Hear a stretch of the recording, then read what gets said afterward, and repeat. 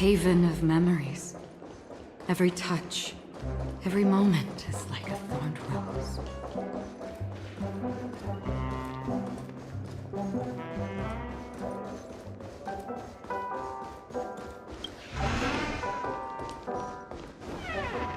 Wake up! Wake up! Hey, wake up! The sun's frying your butt.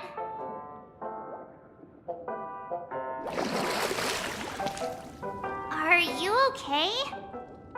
Can you hear me? I didn't hear a peep from your room, and it really freaked me out.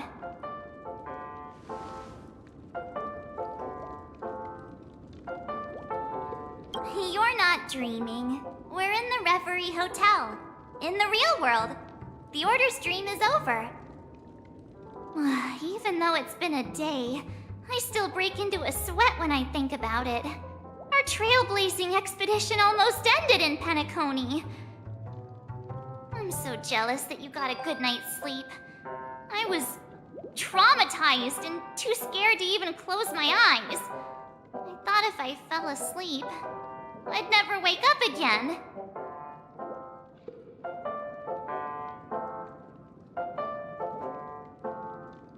A natural beauty like me never has dark circles. The Stellaron was sealed while you were sleeping. The ordinary people in Penacony have no idea what happened. They just feel like something's missing from their memories. The family's official statement was like, "The Charmony Festival was attacked by an unidentified Stellaron and came to a halt." After all, they can't just reveal the truth about the Order. Now, all the major lineages, except for the Oak family, are dealing with the aftermath. The family has invited the crew to the Radiant Feldspar as witnesses for an important meeting. Everyone's waiting for you, so hurry up and pack. We're leaving as soon as you're ready.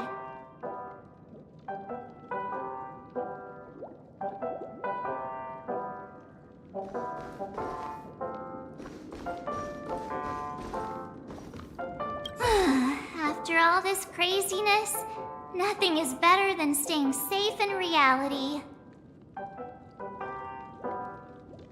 It's a massive airship, and it's awesome! I heard it's never shown to the public. Only VIP guests of the family get to board it and enjoy the breathtaking views of Penacony. The Iris family sent us a bunch of souvenirs. Fruit baskets, plus this fancy button model. After you're back on your feet, you can enjoy them all. We are pretty much celebrities on the planet of festivities now, aren't we? The Stellaron was sealed while you were sleeping. The ordinary people in Penacony have no idea what happened. They just feel like something's missing from their memories. The family's official statement was like, "The Charmony Festival was attacked by an unidentified Stellaron and came to a halt." After all, they can't just reveal the truth about the Order. Now, all the major lineages, except... Why the sudden interest in that? Well, I was dragged into this sweet dream. I felt a cold tentacle diving into my memories. But something else was there. So the tentacle suddenly disappeared. And then I dreamed about stuffing my face with delicious food and going on a shopping spree. Sunday didn't seriously believe that was the life I wanted, right? Breaking free from that cheesy illusion was just a piece of cake. Yeah, let's go. We've got some time before we board the ship, so let's catch up with everyone at Dream Jolt Hostelry.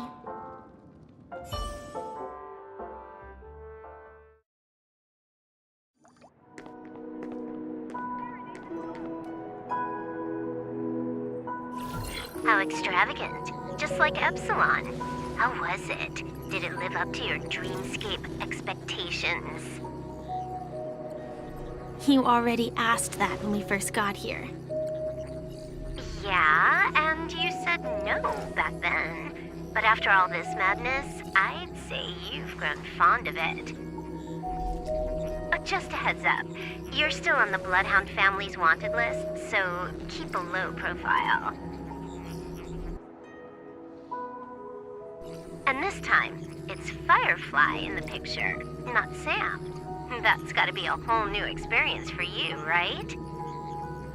Indeed. In Kafka's words, that's also a missing part of my life. Still, it'd be quite inconvenient if I can't move freely. Could you help me out, Silverwolf? I knew you'd say that. Don't worry. I've hacked all the systems and left no trace. Don't do anything that may draw attention, and don't talk with guards. They might recognize you. Keep these 2 points in mind, and you can go wherever you want, unbothered. Thank you. No problem, Miss Samuel. I love this fake name.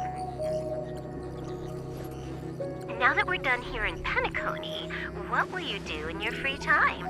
I hear the Genius Society is here. How about we go stir up some excitement? Well, you know, my script isn't over yet. I didn't bring you back to hear an answer like that. Don't worry. The script says that I'll experience 3 deaths, but also receive an unforgettable reward on the planet of festivities. How will I know if I don't try? All possibilities exist until the outcome actually happens, right? You may not realize it, but you have a bad habit. Whenever you seem to be asking a question, you've already made up your mind, and no words will dissuade you. Anyway, Kafka asked me to pass on this message. If you see anything fabulous in Penacony, get one for me too. Just swipe my card, you know the pin. She didn't specify anything, but I guess she means a dress, coat, sunglasses, or something else. You know better about fashion than I do. Sure, I'll keep an eye out. There's tons of options at OT Mall. Do you think she'll like trinkets, like hair accessories or brooches? Those sound more like something for young girls. Maybe you should keep them for yourself. Oh, by the way, Blade didn't explicitly say it, but I think he was trying to say something like, temptation will show up again in Penacony. He's always so subtle with his words. Got it. He was just worried about me. Relax, Silverwolf. You know me. I won't do anything crazy. I just want to wander around and see more of the world for myself. I want to buy some oatcake rolls. I've had a cake roll every day since I arrived in Penacony, from the first day to the last. But today, I'll buy 2 and give you 1. And if you don't like them, I'll enjoy double the pleasure. Or I can bring one to Kafka, as she never refuses. Or maybe I'll give it to Blade. He'll appreciate it. That's not written in the script, right? But as you see, I have added new footnotes to my destiny.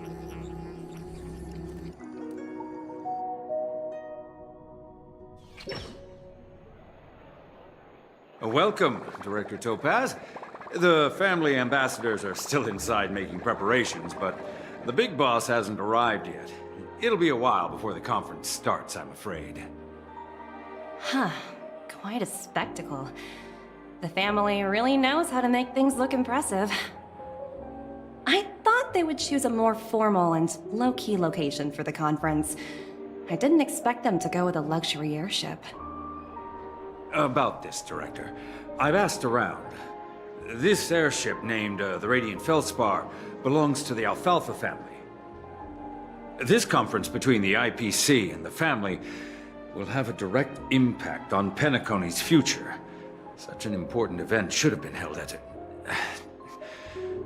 Well, somewhere secretive in the moment of morning dew.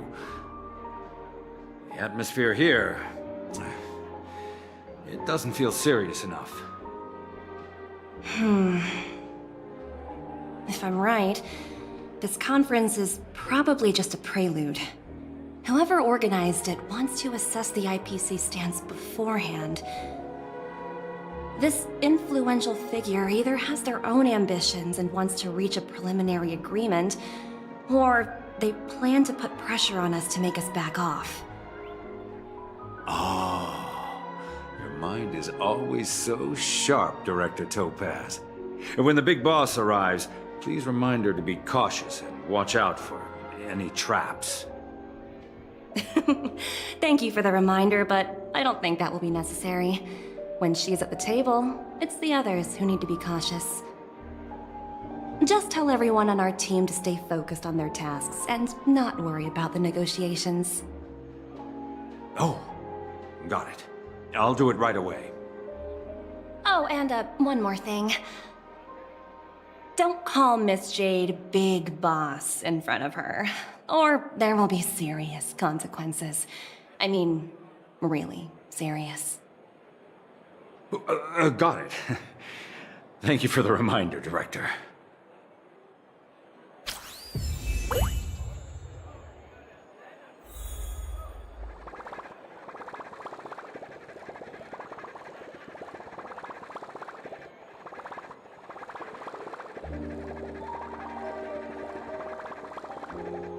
I tripped and fell right here. Just completely face planted.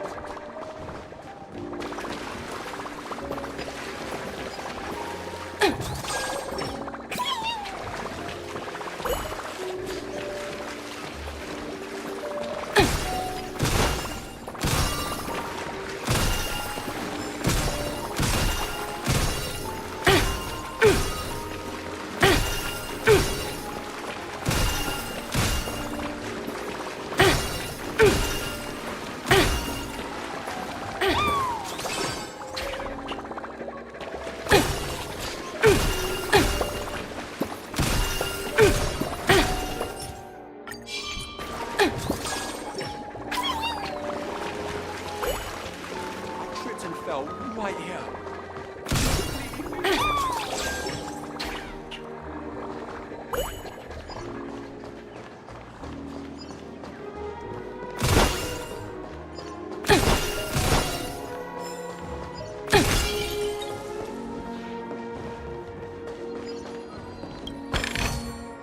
Ooh, free stuff.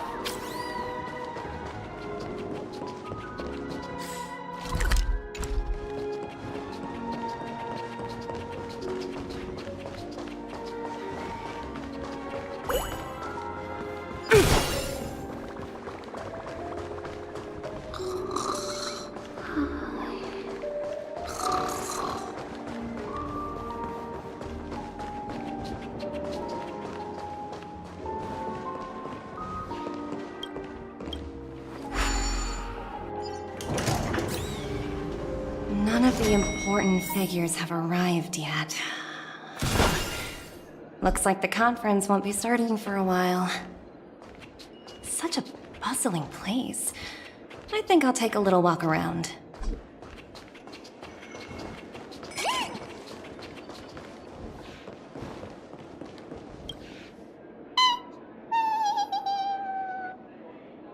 Oh, are you hungry, Numby? Food in the dream. Shouldn't taste bad, right?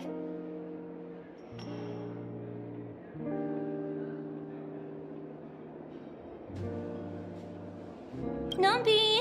Yes!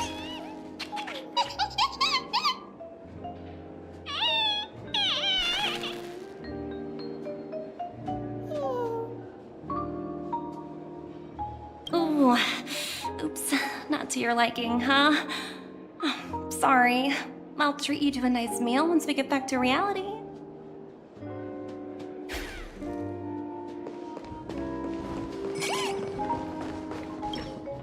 So many buttons. How many centuries would it take to press them all? Huh. Didn't expect those pooches to actually recycle them all. Huh? What are these?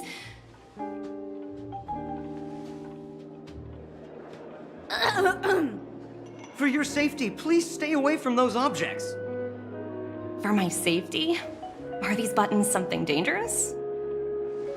Not exactly. Lately, there's been a prankster in the Sweet Dream who's been handing out strange button devices to anyone he meets. According to those involved, he said something like, "Just press this button and all of Penacony will explode!" Luckily, no one believed him. Still, the Bloodhound family collected these buttons just to be on the safe side. Where's that prankster? Haven't the hounds caught him yet? Yeah, that guy has some skills, I'll have to admit that. However, you know, the Bloodhound family won't give up. Whoever disrupts order in the dreamscape will face severe consequences. Anyway, the family will deal with these things. Please, kindly keep your distance.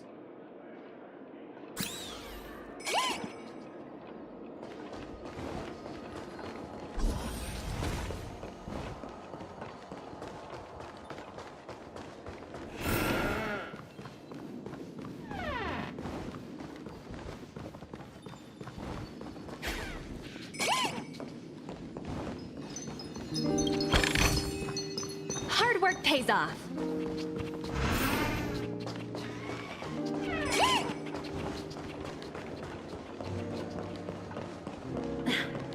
Watch yourselves in front of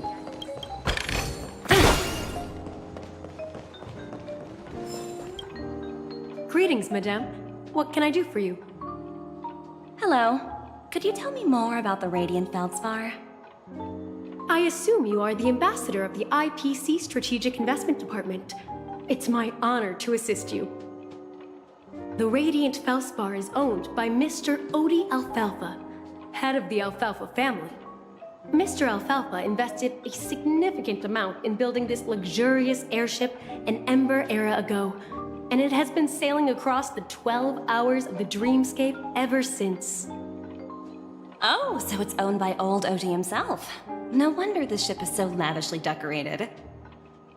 Indeed, Mr. Alfalfa has impeccable taste. Only the most prestigious guests are invited by the Alfalfa family to board this airship. Please allow me to continue my introduction. The Radiant Feldspar had been cruising over the Sea of Dreams in Penacony for an entire Ember era. But its voyage was temporarily halted due to the recent reverberation. Reverberation? Such a formal way of putting it. You're really downplaying the whole thing. I apologize. Please continue. Following the previous reverberation in the Sweet Dream, the Radiant Feldspar had to suspend its voyage temporarily. Thankfully, the factors that disrupted the dreamscape have been resolved. However, due to, well, certain special reasons, the Charmony Festival, originally scheduled at the Penacony Grand Theater, had to be temporarily postponed. So, Mr. Alfalfa suggested relocating the Charmony Festival to the Radiant Feldspar, taking this opportunity to announce the resumption of the airship's voyage. Ah, well, that would meet the family's needs and also create momentum for Mr. Alfalfa himself. Quite fitting for a legendary tycoon like him. Thank you for explaining matters to me. Goodbye.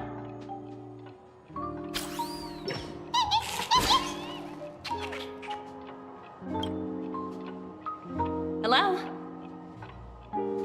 The Talent Motivation Department? Again? Internal review? Will it ever end? I'm working on a major project. I don't have time to squabble with you guys. The way I handled the Urillo case was approved by senior management, and all of the project logs and calls are complete. Can't you check on them yourselves? I just don't understand. Why are you so fixated on this minor case and constantly escalating it? Seriously, what's your purpose? Sounds exhausting. Why not just hang up? In my opinion, you handled that project quite well. A little ball of ice in exchange for the Astral Express's good favor. That's not a bad deal for the department. It's been a while, little Yelena. I've been looking forward to working with you.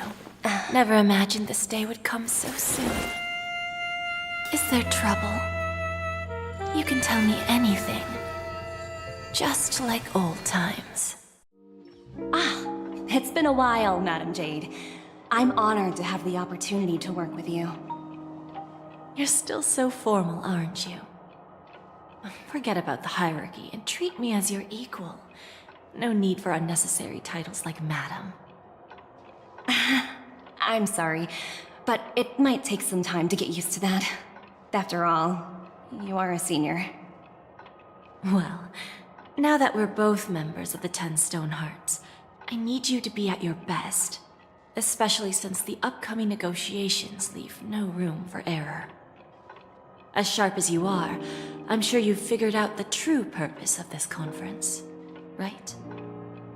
I believe old Oti has taken it upon himself to test our limits before the official negotiations between the IPC and Penacony. That's true, and it works in our favor. Do you know why? If we can reach some sort of agreement with old Oti beforehand, and gauge our opponent's boundaries, our future negotiations will go much more smoothly. That's the obvious benefit. Exactly. And the hidden benefit is that as the head of the Alfalfa family, his actions suggest that the 5 lineages might not be as united as the Odes of Harmony would suggest. As long as the influence of Harmony hasn't completely permeated their core, personal desires will always have their way. Thankfully, influential figures in Penacony haven't entirely suppressed their own desires. It's similar to the power struggles within the IPC. The supposed all-for-one philosophy shared by the 5 lineages. It's just a slogan now that the Dream Master has gone. After the downfall of the Yoke family, old Oti's faction became the dominant force in Penacony. Even if we consider only the succession order, he's the longest serving and most senior among all the family heads. Yes, that's exactly why we need to handle the conference following an agreed-upon strategy. It's like playing a game of chess, where every move needs to be carefully thought out. Absolutely. The 3 steps of negotiation. Listen, test, and strike. That's what you taught me. Pretty clear. Although, you seem to have changed the order in the Yarilo case. That was based on my personal experience. I apologize for interrupting your conversation, but the family head is ready to meet the ambassadors from the Strategic Investment Department. Time to get to work. Let's prepare ourselves and meet that esteemed supporting actor. Remember, our goal is to create an opportunity for the IPC to enter Penacony. Aventurine has already made a small opening, and you and we're going to tear it wide open.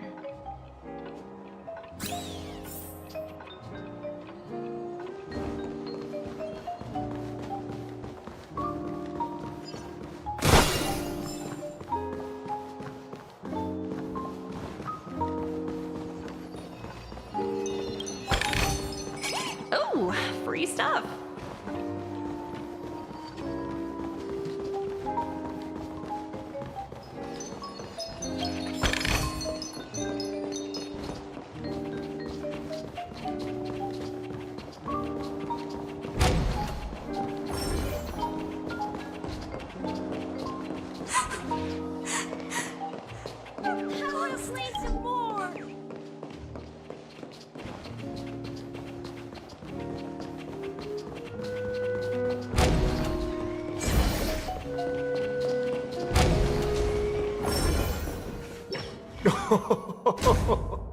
Welcome aboard my ship, the Radiant Feldspar. Smart and charming ladies. Please, have a seat. Let's have a pleasant conversation.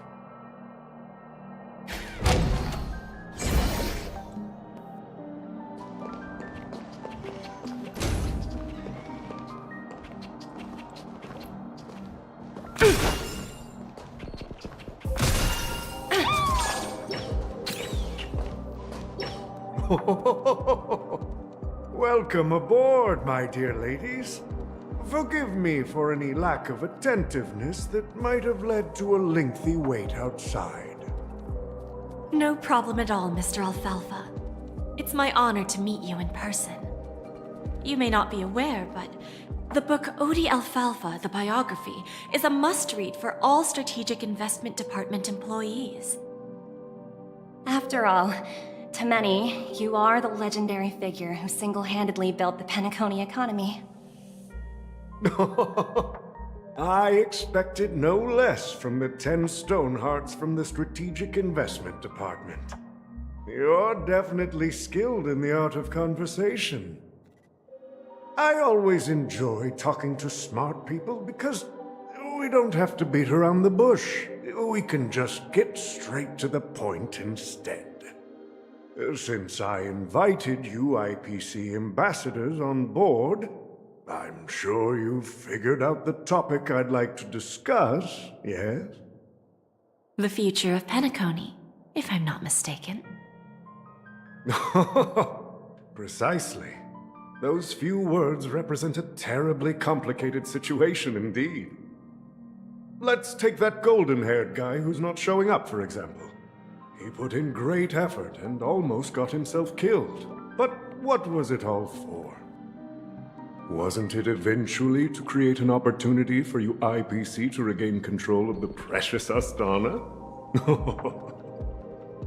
The wisdom and experience you've accumulated over 10 Amber Eras are truly impressive. Let's assume your assumptions are correct, Mr. Alfalfa. How would you respond to the IPC's actions? I appreciate your composure, Miss Jade. You must have witnessed much in your worldly experiences.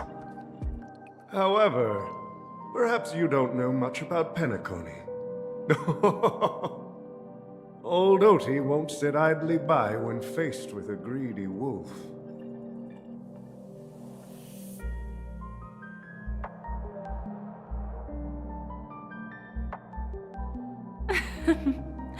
Please, go ahead. I'm all ears.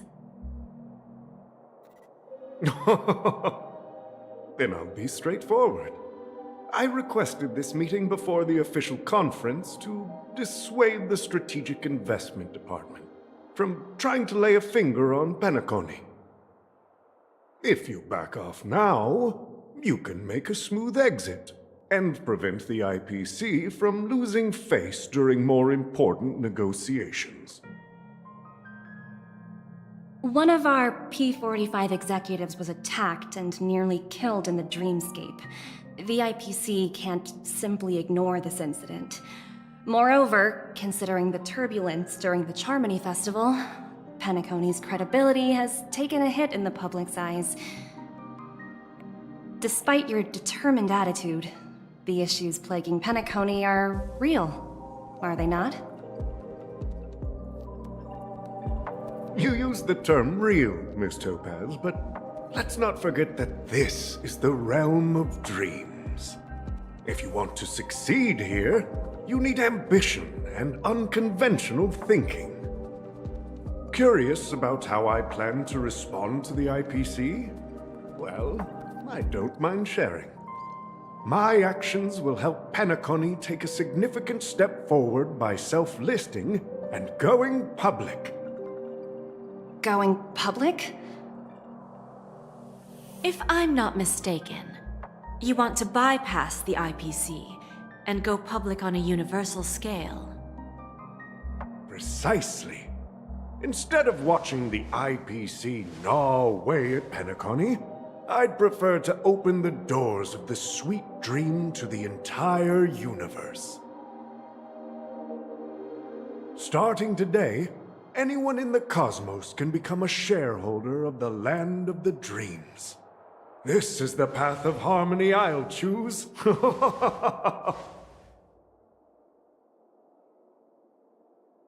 This reform should have been implemented earlier, but unfortunately, the Oak family were a bunch of blockheads blinded by order. Their level of intellectual flexibility doesn't even come close to an old fellow like me. Thanks to the little reverberation earlier, the biggest obstacle between me and my reforms has been eliminated. The Alfalfa family will publicize the financial results of Sweet Dream Paradise, so that the entire universe can see that despite the catastrophe, Penacony still holds immense potential and opportunities, and that the family remains confident in its future.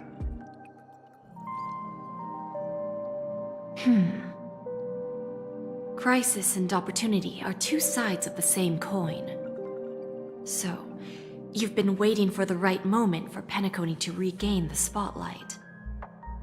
And if Penacony should seize this opportunity to overcome adversity, even if the IPC tries to intervene, every move we make will be scrutinized by trillions of people.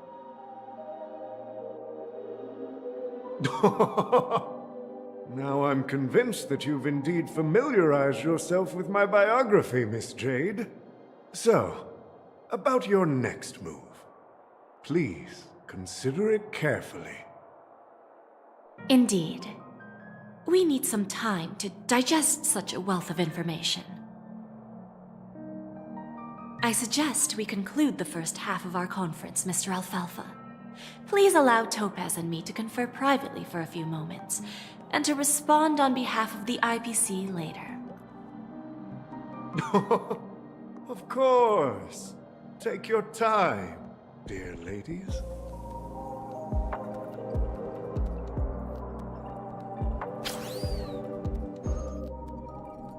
The Alfalfa family had a meeting with the IPC? I got this information from a message sent by that IPC ambassador. He said it was to return the favor. It's not hard to imagine. Penacony today is pretty much like the frontier prison it once was, with external forces casting greedy eyes and the undercurrent of order lurking within. Instead of falling into a situation where they are plagued by both external and internal threats, Penacony would rather take a step back and invite the IPC to negotiate at the table, ostensibly to cooperate, but in reality, to secure more opportunities for their own survival. Well, no wonder they sought the mediation from the Astral Express. In your opinion, who should we stand behind? I don't think the followers of the Harmony are completely innocent victims in all of this. For reasons unknown, they have a strong desire to smooth things over, which leads to speculation about their motives. If either the family or IPC were to assume full control of Penacony, it would return to its previous illusory dream of hedonism, and the efforts of those previous nameless would once again go to waste. There you are. Did you rest well? I didn't disturb you since you were in a deep sleep. Ah, she went to negotiate with the family as a representative of the crew. She'll contact us once her arrangements are ready. After Anna's dream was shattered, the family branch from the Montour system soon arrived and swiftly took control of the situation. Most members of the Oak family fell unconscious, but fortunately, their lives were not in danger. The mastermind behind the plans was confirmed to be Gopher Wood, the previous Dream Master. But by the time we arrived, he was dead already. He'll face a trial. As for further details, the family would rather not disclose them. Ultimately, the public perceived the incident as an attack by evil forces targeting the Charmony Festival. They believe the family failed to safeguard the sweet dream, significantly eroding their credibility in the process. While quite different from the truth, this appears to be the outcome with the least impact. After all, you don't know who's awake and who's pretending to be asleep. Well, they'll open their eyes in the face of danger. Once the danger subsides, they'll embrace the sweet dream again. Here's a toast, with 3 glasses of Glory of the Trailblaze to all of you. What are you talking about? This is my lounge. It's good to see you all again, although we might be saying goodbye again after this reunion. When will the Astral Express leave Penacony? We'll stay a bit longer, but not too long. So, this is our final meeting then? If this is a farewell, then it seems to be missing something. Music? Atmosphere? Maybe a special drink to honor those who are not here. Let's see. The mixed drink should be solemn, dignified, and unique, as we'll use it to pay respect to those fallen heroes. To the Nameless, resting in peace, and to Gallagher.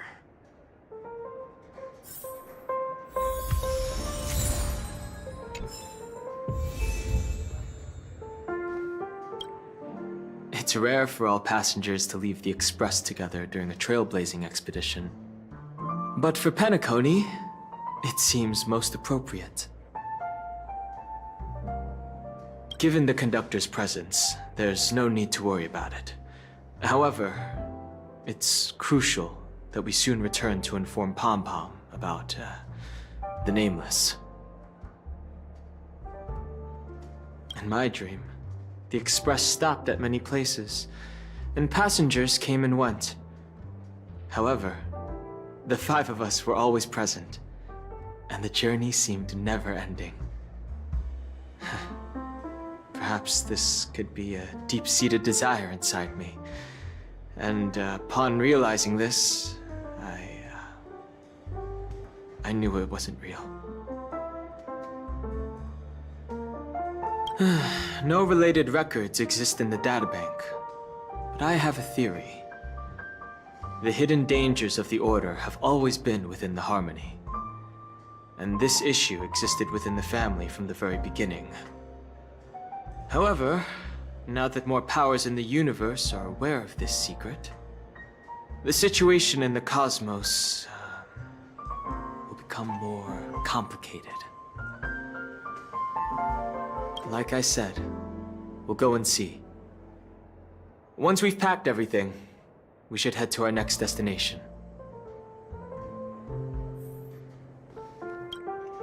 This trailblazing expedition has been thrilling and memorable. Hopefully we've all gained insights about ideals, paranoia, clarity, and dreams from the experiences we've had. One bird longs for the earth, and the other longs for the sky. Even if Robin had to stop her brother with her own hands, she won't give up on him. However, facing punishment from the Harmony is inevitable. He will face a trial. As for further details, the family would rather not disclose them.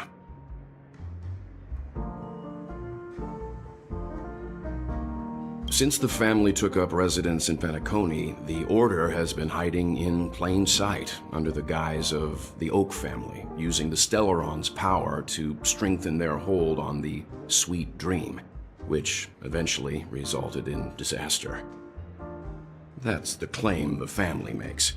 Whether they were truly unaware of all this is a delicate matter.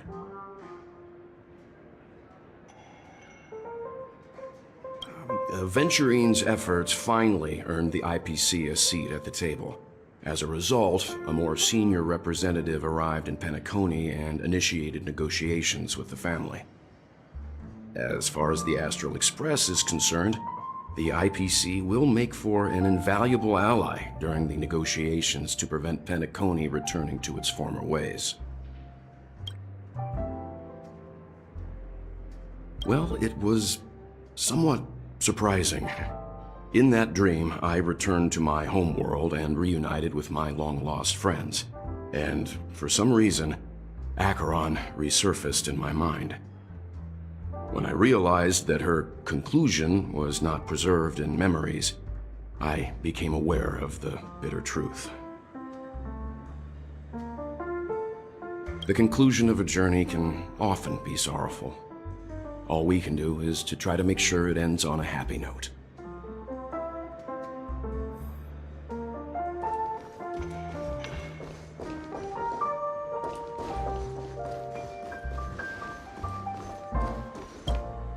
Ready to mix your drink?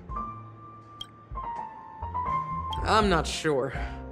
I haven't seen him since our last meeting at the lounge.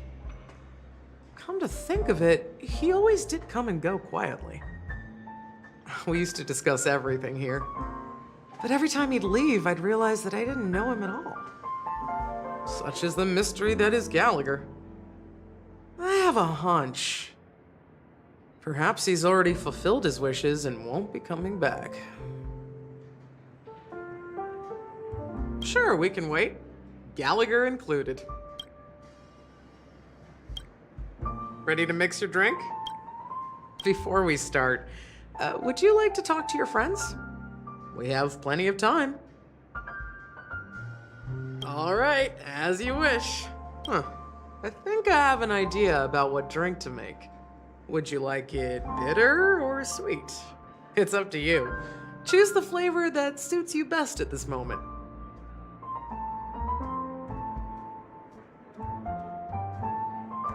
Here's Bitter Dreams, the least popular drink in this bar. It's bitter and sour, just like the harsh realities of life. Not a bad choice. Let's start mixing.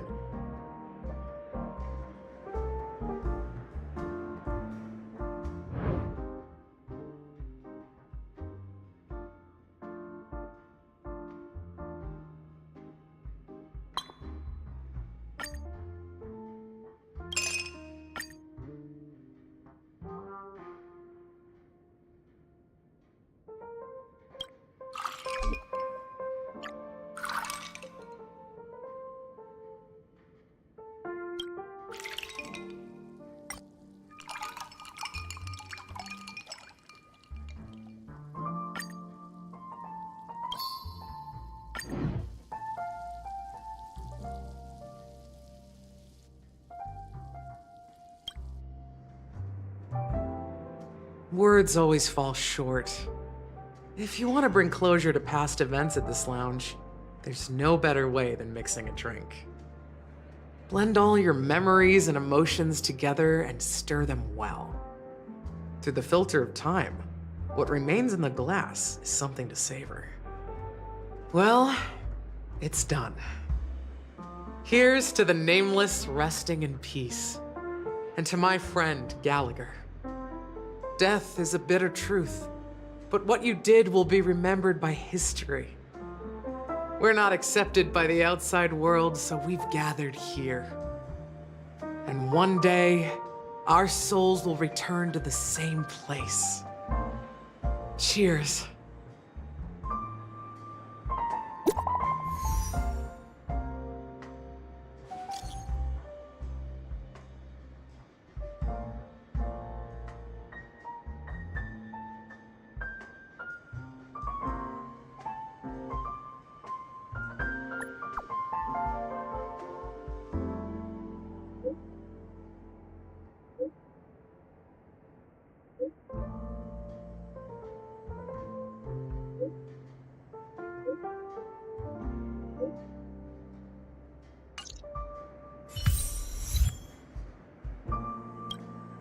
Oh, are you leaving?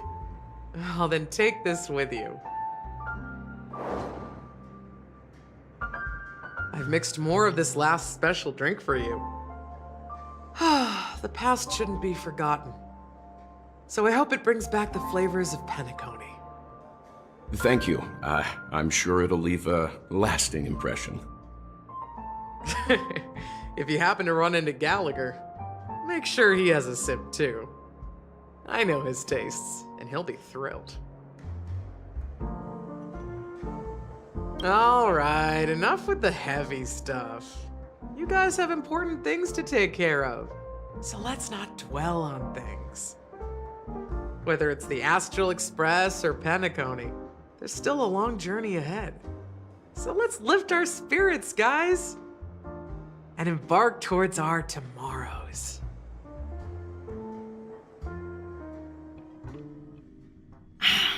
Old Odie is a tricky opponent. I didn't expect him to take the risky step of going public at such a critical moment for Penacony. Indeed. He's definitely bold. It's that kind of boldness that made him the Odie Alfalfa he is today. Still, the outcome is uncertain. Shouting loud doesn't necessarily carry any weight. What about the phone call I asked you to make, Topaz? Ah, they agreed. But it'll take some time before they arrive. Just as it should be. The sweet dew should be served after the bitter poison. Looks like we'll be skipping the exchanging apples step this time around. Now that we're dealing with a greedy merchant, a simple apple wouldn't make a difference. Well, I guess I included myself in that remark too. Now I'm a bit curious, Topaz. Do you think Penacony is a quality asset? Yes. Despite its recent calamity, Penacony remains a top-quality asset within the cosmos, with good credit, lucrative potential, and promising prospects. Well, that's obvious, but what I truly wanted to know is, this project is obviously too bland for your taste, isn't it? That's true. I wouldn't be here if it weren't for Venturine. But despite that, you trust him. You even entrusted him with a cornerstone. Something as precious as life itself, to finish this gamble. Are you not in the same boat, Miss Jade? Without us playing along, your Jade Stone wouldn't have made it across the border so easily, allowing you to see all desires that flow through dreams to gain a bargaining chip in negotiations. That's why I'm willing to stake my Topaz Stone to cover for you. It's like one big, elaborate game of chess. Once that kid sets his mind to something, nothing can stop him. Not even fate. Well, at least he's still alive, and that's the best outcome. Looks like we've strayed off topic, Miss Jade. Should we discuss our next steps? No need. I'll go it alone. Meanwhile, you can go greet our honored guest and wait for my message. Okay. Is that Robin? Huh. She's also here on the Radiant Feldspar.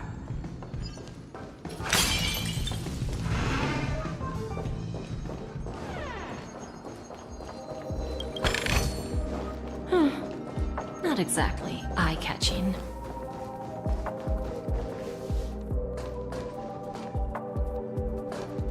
There's a good child. Do as you're told. There's a good child. Do as you're told.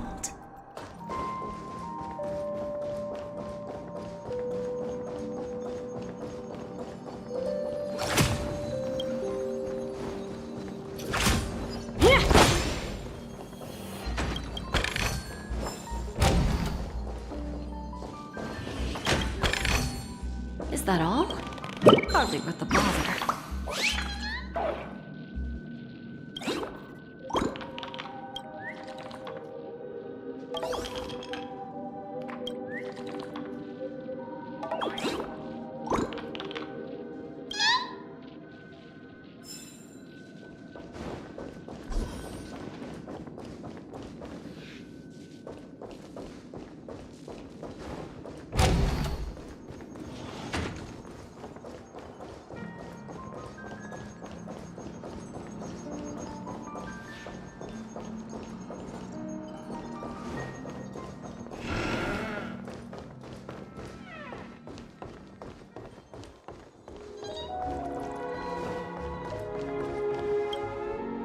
Greetings, Miss Robin. I didn't expect to meet you here. Miss Jade? Greetings. The opening ceremony for the Charmony Festival has been moved to the Radiant Feldspar, so I'm here making some preparations. How about you? Have you spoken with Mr. Alfalfa? I'm actually on my way to meet him right now. Do you know him well, Miss Robin? Unfortunately, I've never met him. I've only heard a few comments from the former head of the Oak family. Mr. Alfalfa is respectable when it comes to business, but in other respects, I can't say the same. Where do you think the future of the planet of festivities is headed? I believe the sweet dream will see its rebirth, just like the Radiant Feldspar resumed its voyage. The Harmony needs a new direction. Only by bidding farewell to the past can we actually sail into the future. There are no permanent allies or everlasting enemies. So let's both take what we need from this deal. Naturally. I'm looking forward to your performance. See you at the festival. See you later, Miss Jade.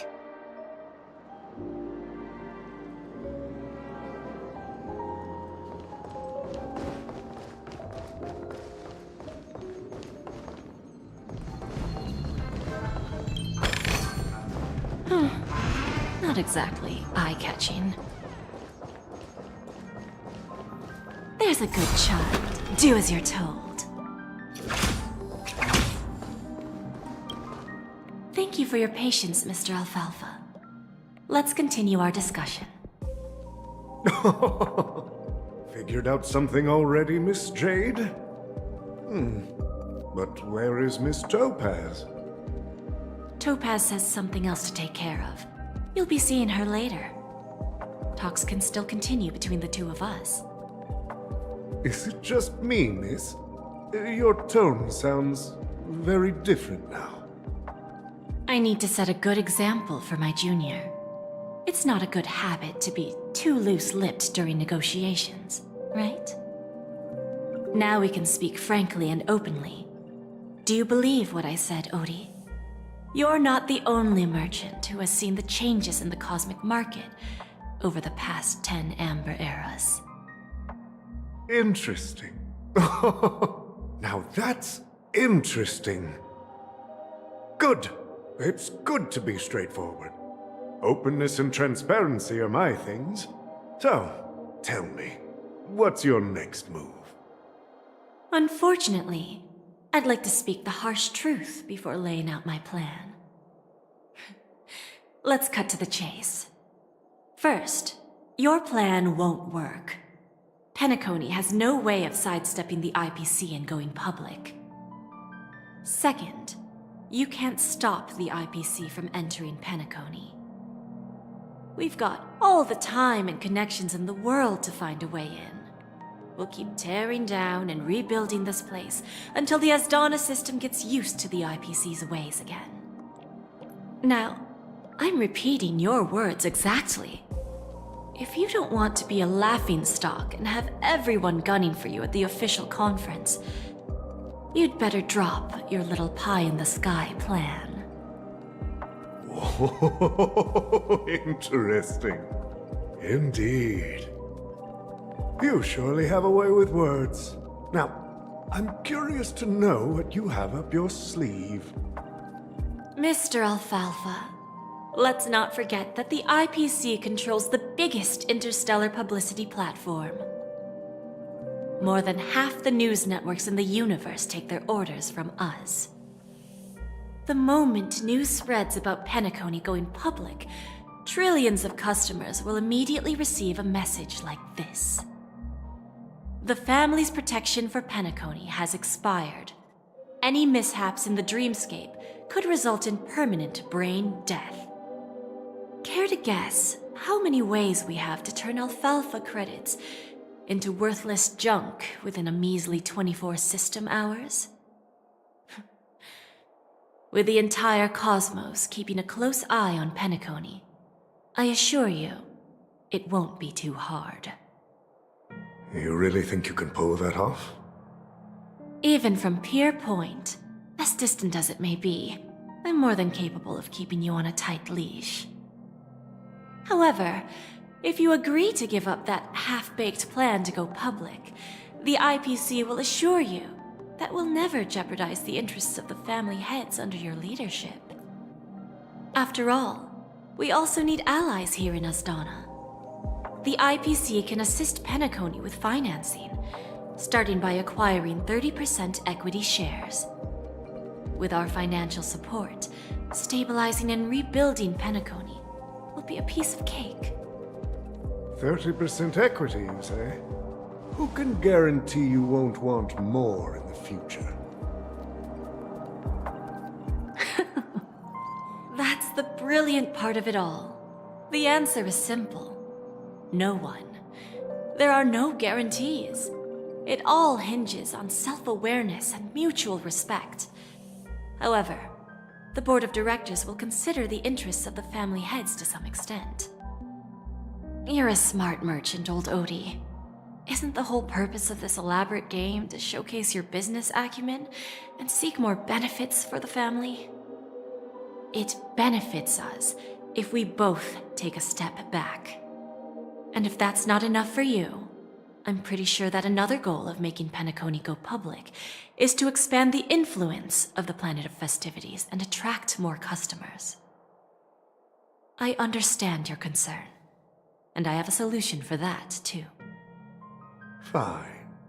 Now I see your sincerity. As the head of the Alfalfa family, I don't think I have any reason to refuse your offer. However, as their chosen one, I still need one final answer. Go ahead. I'm listening. When I was a child, I heard the adults recite the tale of the ancient Ember Era, about the ascension of Shipe, the Harmony, and the downfall of Enna, the Order.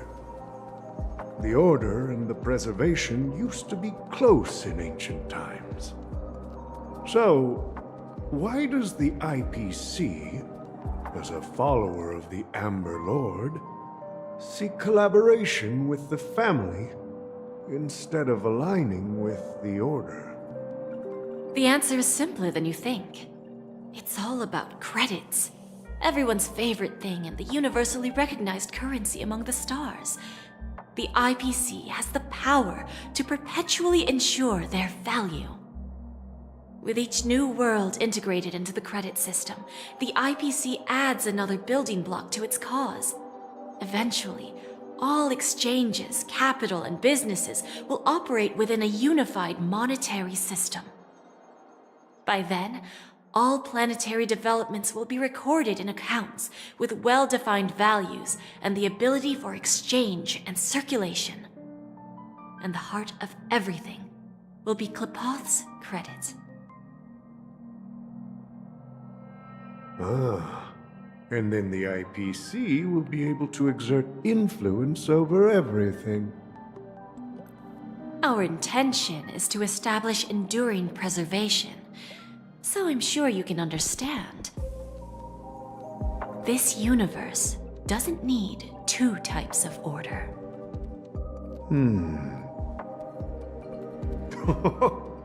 Well said. Now you've convinced me. All right. Tell me your solution. Let's see if we're thinking the same thing. Then let's continue our conversation. Please, Topaz, invite Sweet Dew to join us at the table.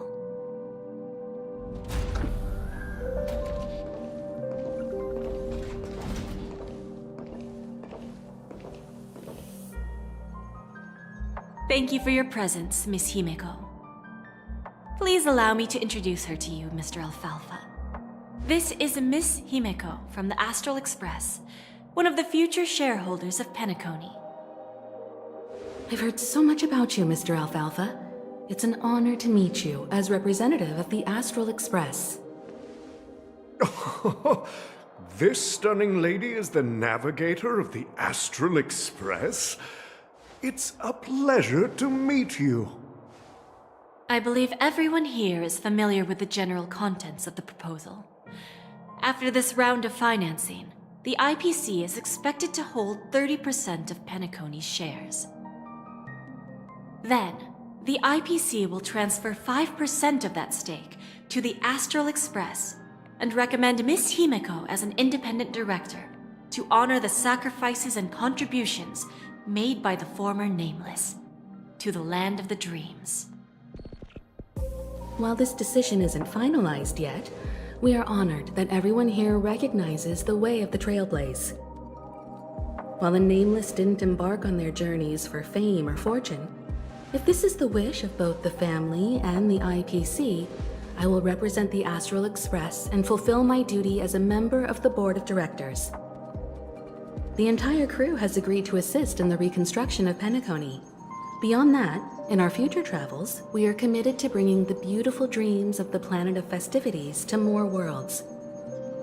Of course, all cooperation is based on one premise. The path of harmony in Penacony must not be distorted again, and such a tragedy must never recur.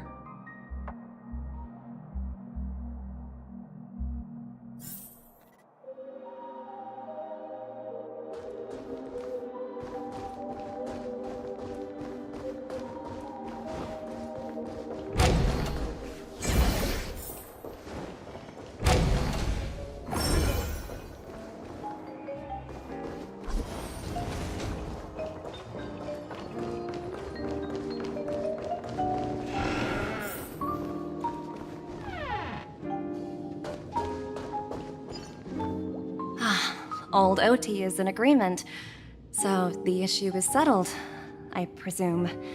What about the remaining family heads? They will soon realize the situation. When old Odie answered the last question, he represented more than just the Alfalfa family. When should we schedule the formal negotiations? I'll handle the arrangements. It's all up to you. I'll step back and let you handle the negotiations and takeover. I won't be involved. But Miss Jade, this is... Aventurine initiated this case, and you were his project partner. If that kid hadn't overplayed his hand, I wouldn't have been pushed to the forefront. I came here today to help you sort out the toughest issue. I trust you'll be able to wrap things up quite nicely, little Yelena. Of course, there won't be any problems. And please, give Diamond my assurance. Don't worry. Diamond has always trusted us. I'll put in a good word for you, and you'll have your P-45 position back in no time. Radiant Feldspar. What a fantastic ship. Now that my business is done, it's time for me to indulge in my own little hobby.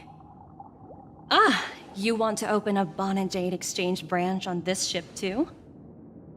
Opportunities like this don't come around often. Just look at the guests on this ship.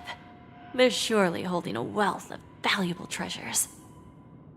Well, I'll take my leave. A pawn shop can't run without a boss.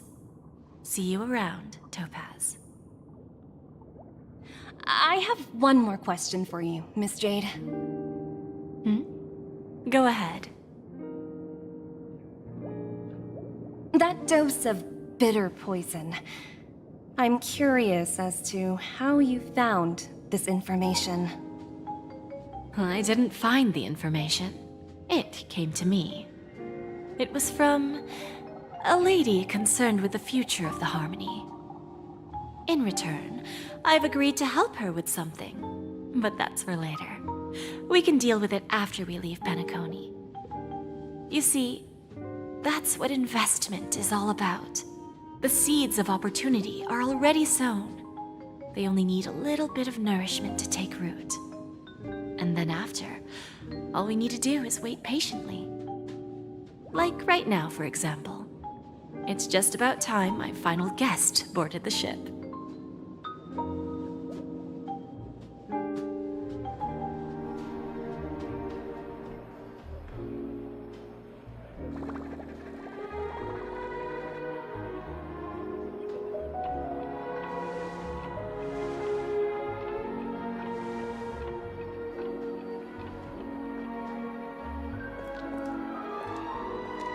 Sneaking in was way easier than I thought.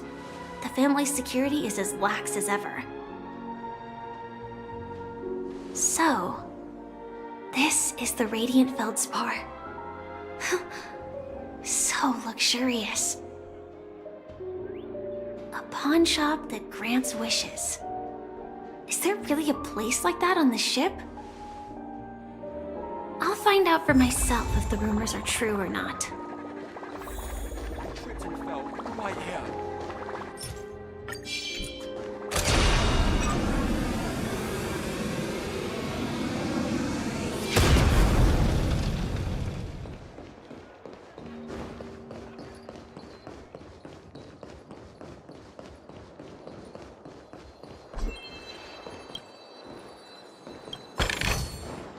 No danger detected, but never let your guard down.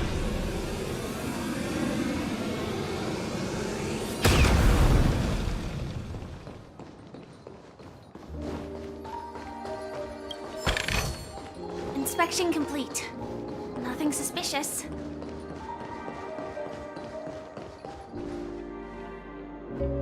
Is that her? Huh. Vanished in the blink of an eye. So the Astral Express is here too.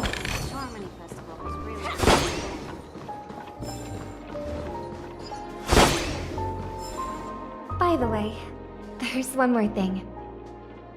Mr. Alfalfa and I discussed it.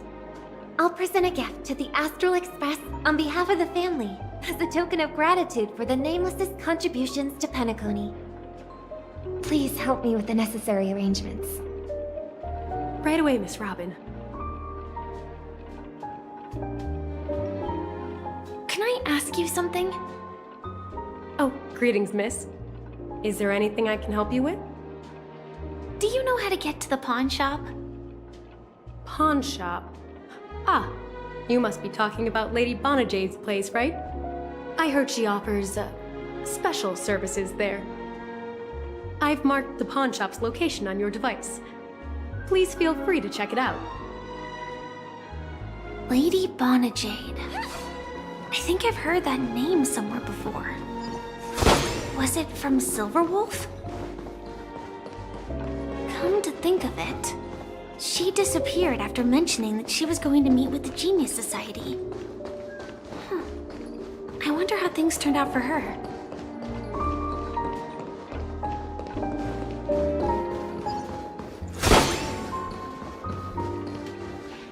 If I win, your chest is mine.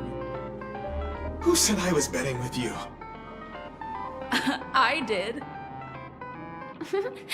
They are still a ball of fire as ever. Sorry, but I've got to find Lady Bonajade first.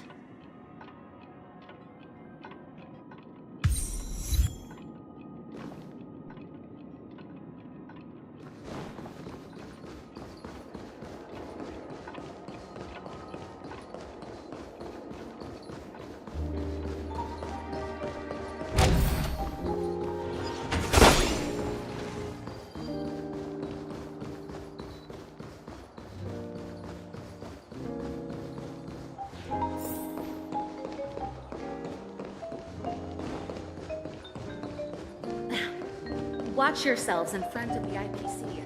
Don't you dare embarrass me.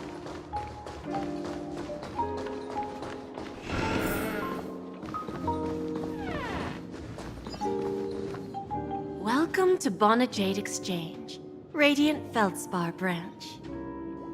How should I address you, dear lady? Just call me Samuel. Samuel. Nice name. So what do you need, Miss Samuel? And what are you willing to give up in return? I want to keep on living. And for that, I'm willing to give up everything I have. Everything you have? That's right. Everything. Miss Samuel, I think you'd best turn around.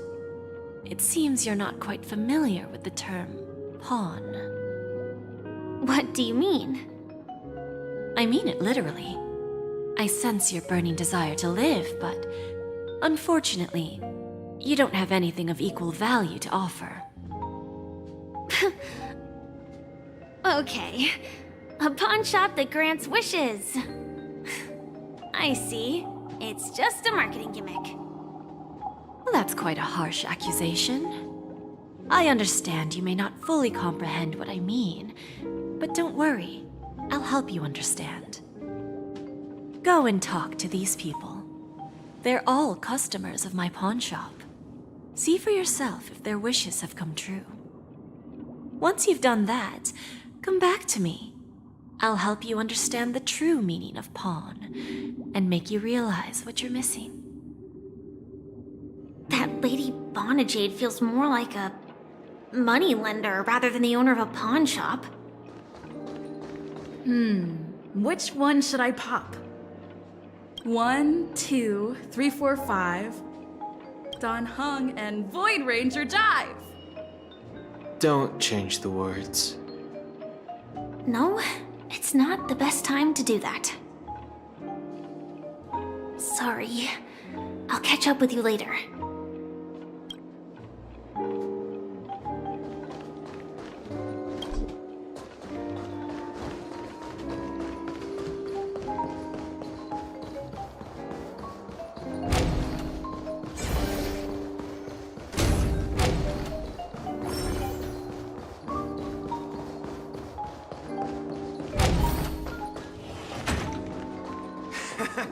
Got it.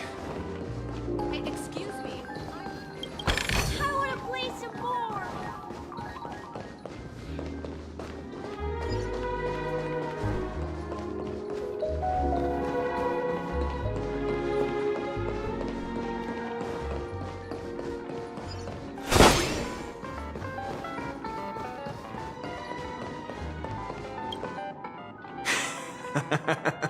You stupid little girl.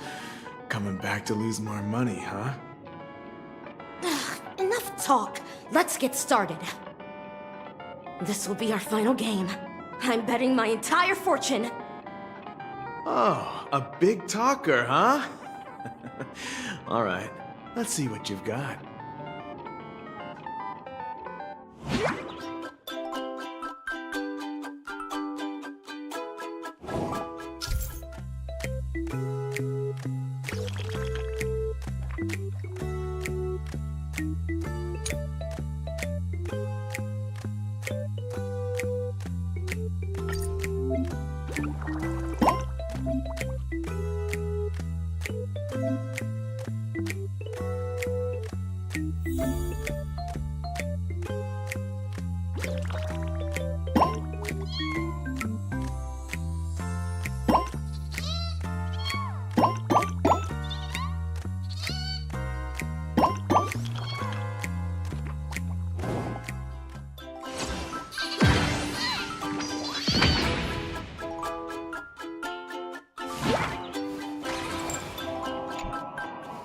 I won?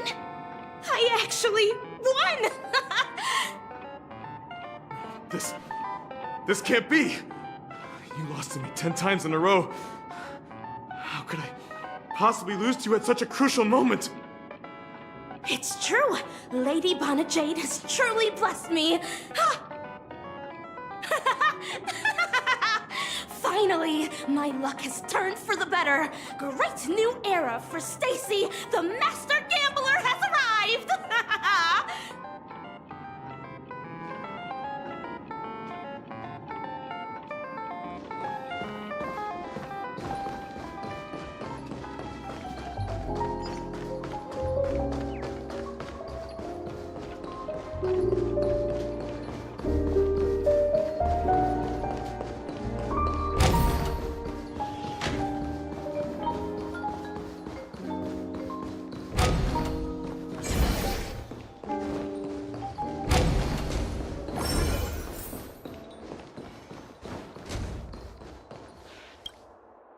I've prepared a gift for you, Dorothy.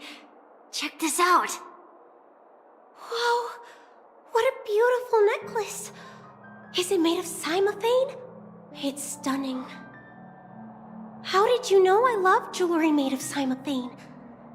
It has the same purple hue as the necklace my dad gave my mom.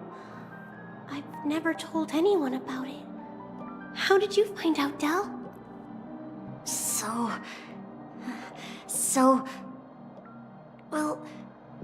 Will you go out with me? I will. Really? I mean, really? I never said yes before because I thought you had no idea what I liked. But this gift made me realize you were actually paying attention all along, trying to learn everything about me. So yes, I will. Wonderful! My wish has actually come true! So, shall we go, Dorothy? Let's go outside and enjoy the stunning views of the 12 hours. Yeah, let's go.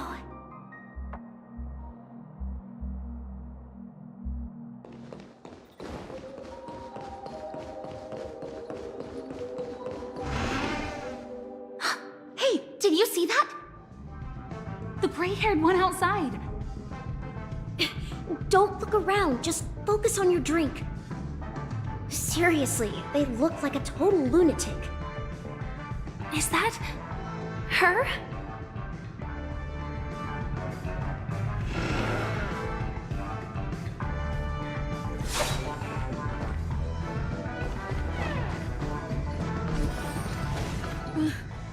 Chirp, chirp. Origami bird. Hey, little birdie. Come on. Oh, calm down already. Everyone's staring at you. No, it's not the best time to do that. Sorry. I'll catch up with you later.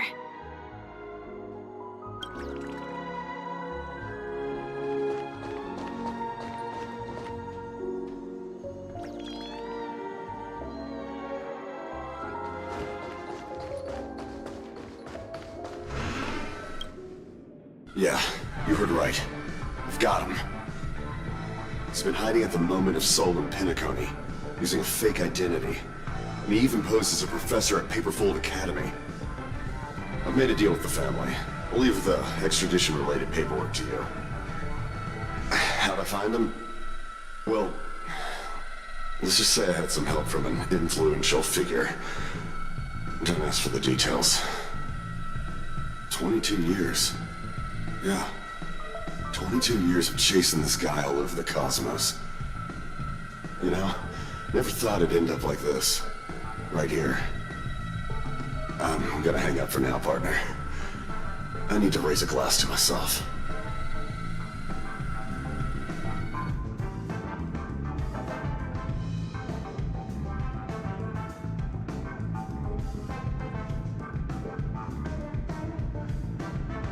All of their wishes actually did come true.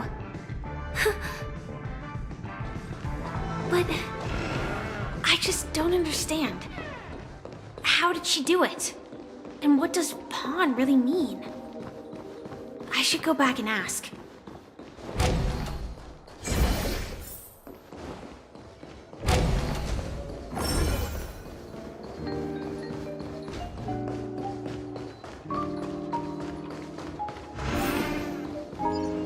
So you're back, Miss Samuel. Yeah. I found those people. And it seems their wishes did come true after visiting the Bonajade Exchange. But I'm not sure what you want me to see. They all seem to be living fulfilled lives. Not so fast. This step was just to show you that the Bonajade Exchange is genuine. That I had the power to grant their wishes. And now, I'll tell you the price they paid. Del was from a wealthy family. He was head over heels for Dorothy and wanted to win her heart. So he made a deal with me. He put up his entire fortune in exchange for a gift that would impress Dorothy. It was a piece of cake for me, thanks to my IPC connections. However, Del will soon find himself evicted from the dreamscape because he can't afford his room. Whether he can bounce back from poverty, well, that depends on him. Let's just hope that necklace will keep their relationship from crumbling. Then there's Stacy, a lady with a gambling addiction. She wanted some serious luck, but she had nothing to offer, so I took something else instead. I took away all her close relationships. From the moment she stepped out of the Bonajade Exchange, every casino in the cosmos would remember her name. But her parents and siblings would sever ties with her, and it would be impossible for Stacy to make any real friends again. She will accrue a vast wealth due to her good luck, but she'll never be able to use it for the people who truly matter to her. As for Detective Walker, he spent 2 decades chasing down a wanted criminal for some heinous crime. But he never caught the guy. In his desperation, he came to me. He offered his own memory system as collateral. In due time, his memories as a detective will be erased, and he will completely forget his own identity and all the sacrifices he has made. Interesting, don't you think? I fulfill people's desires and grant them favors, and soon they come back to me with even greater desires. When people see others' desires get fulfilled, they develop their own desires. It seems like an endless cycle, but it does have a goal. In the end, I will get what I desire from this whirlpool. And patience happens to be one of my greatest strengths. So now, do you understand what you must give up, Miss Samuel? Or should I address you as AR 26710, a remnant of Glamoth's Iron Cavalry? I'm not surprised. You are much calmer than I expected. Entropy loss syndrome. Truly an unjust misfortune, isn't it? The higher-ups in Glamoth implemented such a failsafe within the genes of their warriors, just to make sure the Republic's most powerful weapons wouldn't fall into the wrong hands. As for the price, those Iron Cavalries weren't exactly seen as regular, independent humans, so there wasn't really a price to be paid. However, you are different. You're now a Stellaron hunter, a living being named Firefly. Naturally, you want to continue your existence, but with the firmament front gone, the people who know the secret and can cure the disease are nowhere to be found. Are you suggesting that the IPC has a remedy? Well, there might be a silver lining. That's all I can say for now. I see. It's no wonder you said I can't provide anything of equal value. Because nothing I own holds any meaning.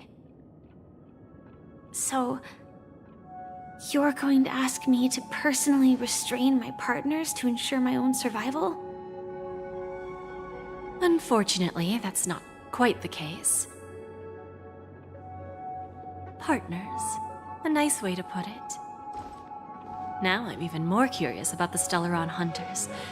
Each of you has your own identity and a special bond with each other.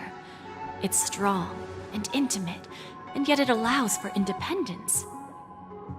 Just as the 10 Stonehearts follow Diamond, you follow your own leader. I wonder what they are like, and if all Stellaron Hunters are like you. Traveling on the path of finality, but struggling against your destiny. Attempting to move in the opposite direction. I really hope that one day, all of you will come and visit my pawn shop. I'll be waiting patiently for that day. Can I see this as an invitation? From Diamond to the Stellaron Hunters while keeping the IPC in the dark? consider it more of a personal offer from myself.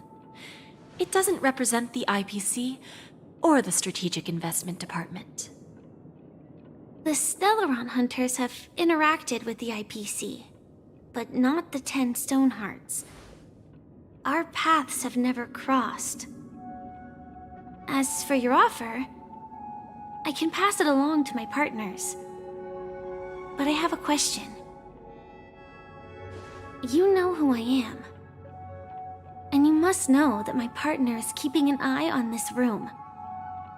If she wanted to, she could let the entirety of Purepoint know about it within a few mere seconds. What drives you to take such a risk and extend this invitation on behalf of Diamond, even if it could lead to your downfall? Simply put,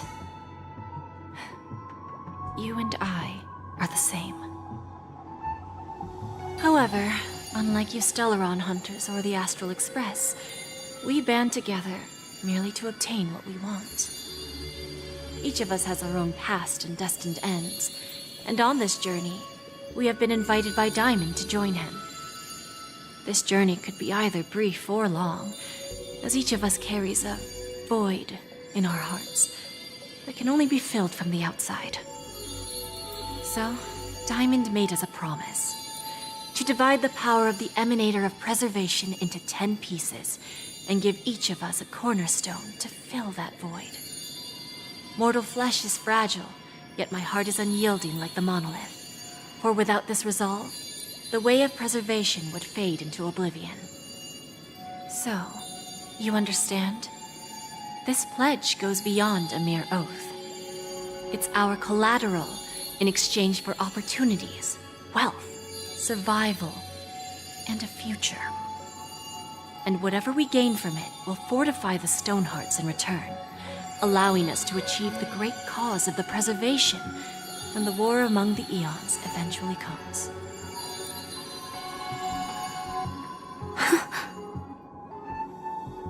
I understand.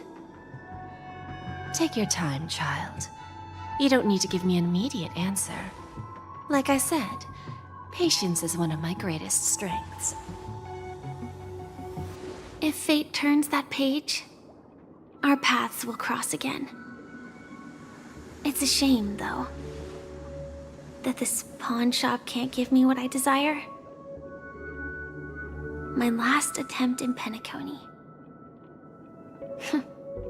Well, it ends with hope.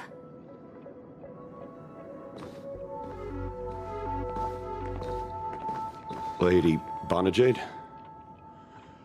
I've come to deliver the collaterals promised.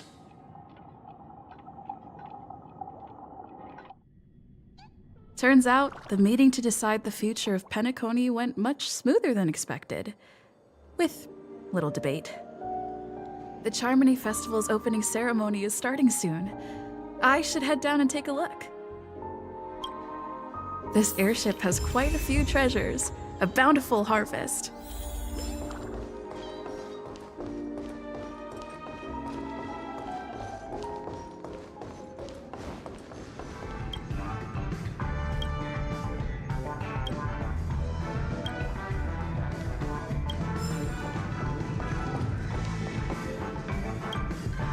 Remember, I can take you out with just one shot whenever I choose. Oh, that'd be my honor. Don't worry, I hate cheating at the table. You better. Ah, look who's here.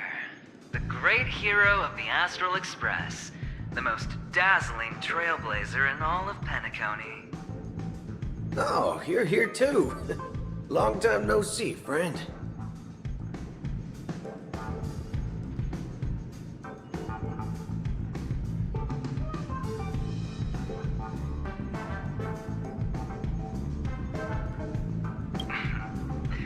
Merely a greeting of platitudes. As long as you and I have an understanding. Well, let's set aside those under-the-table dealings for now, partner. Don't want to spoil the festive mood of the Charmony Festival. Oh, I agree. Now let's congratulate Miss Trailblazer. I hear the family intends to thank the crew at the Charmony Festival. It's a real pity I can't personally be there to witness this. Well, my job was just to give the IPC an opening. Other things aside, I think I did a pretty good job at achieving this. While you were at Dreamflux Reef, we were actually close by. We wouldn't have been able to dig up so much dirty information without the help of a knowledgeable friend. But that emanator didn't pull any punches. My body couldn't hold out too long. Otherwise, this would have been settled in a much cleaner manner. No problem.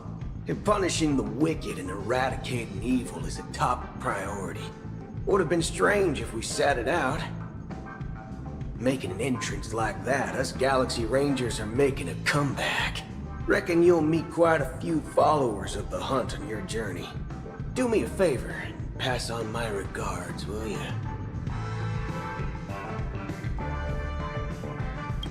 Forget it. I'm not one to beat around the bush. I've got a score to settle with a high-ranking executive fella named Oswaldo Schneider. And this flamboyant fella here can help me find him. The feud between the Marketing Development Department and the Strategic Investment Department is well known across the cosmos. But what I didn't expect was the involvement of the Galaxy Rangers in this feud. Looks like things are about to get spicy. Thank you. And I also hope you enjoy yourself, great hero of Penacony. I'll pass. But I do hope you guys have fun. If you don't mind, let's play a few rounds next time.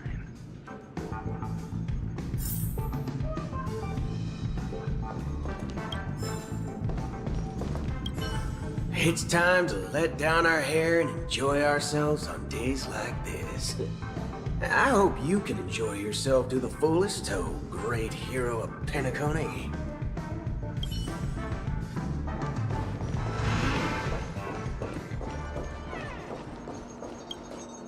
Ah, yes. I remember you. Your performance at Herta's space station was adequate, I suppose. No wonder that gambler likes you so much.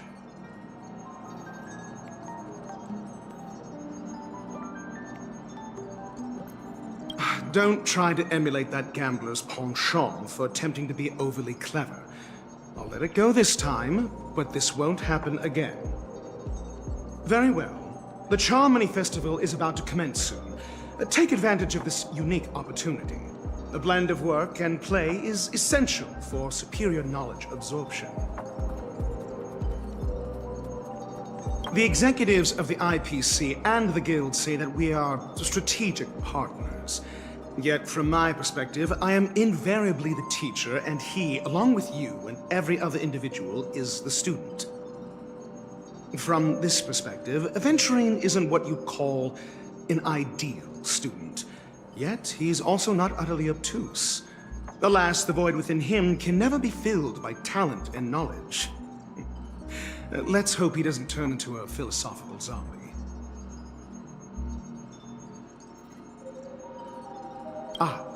Saying such a thing merely indicates that you have not truly grasped the essence of learning.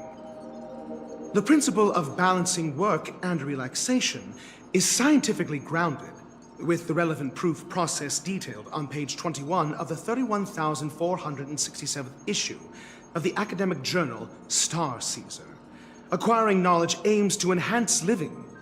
Don't invert priorities like those dolts at the Guild. Then you'll excuse me. I detest noisy gatherings, as they intrude upon my thoughts. What a waste of time.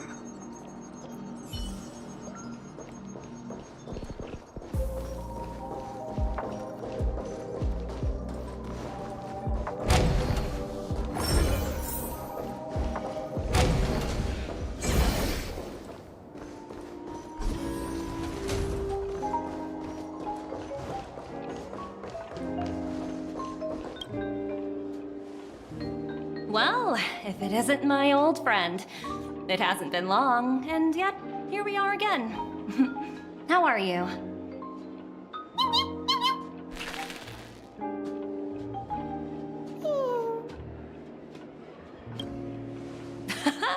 That's what I thought.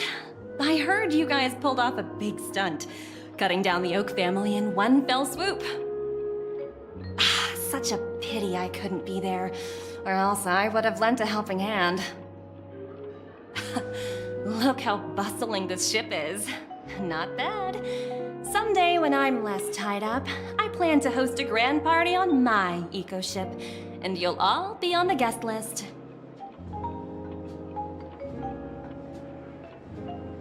Transform?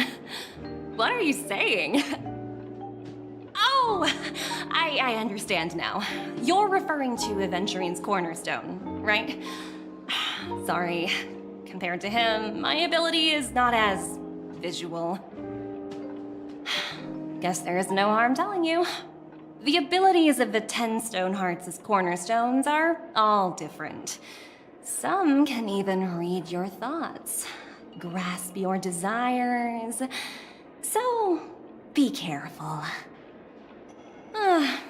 Now that I think about it, it was good that Branya got there when she did in Bellabog. If she came any later, we probably wouldn't have ended up as friends.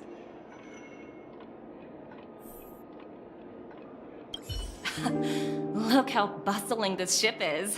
Not bad. Someday when I'm less tied up, I plan to host a grand party on my eco-ship, and you'll all be on the guest list.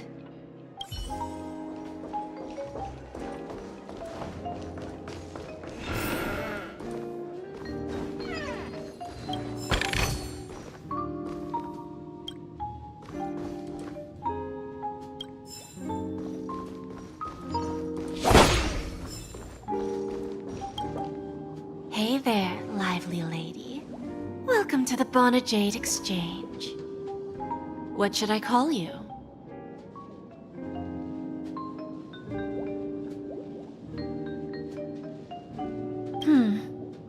Not a bad name. Just lacking in virtue. So, Miss Sunday, what do you wish for?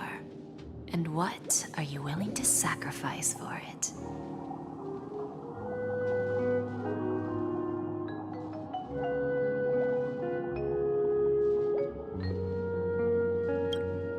Oh, this is your wish.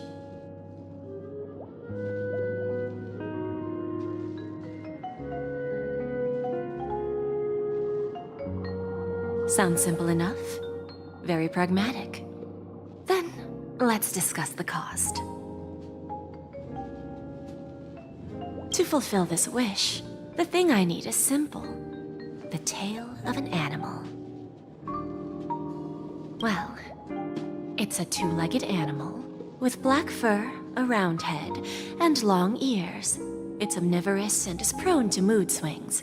Most importantly, it has mastered the human language and can communicate. Bring its tail to me as collateral, and your dreams will come true.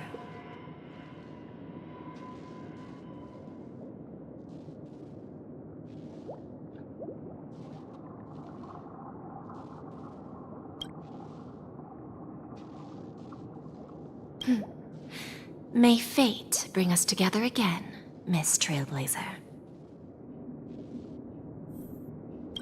May fate bring us together again, Miss Trailblazer.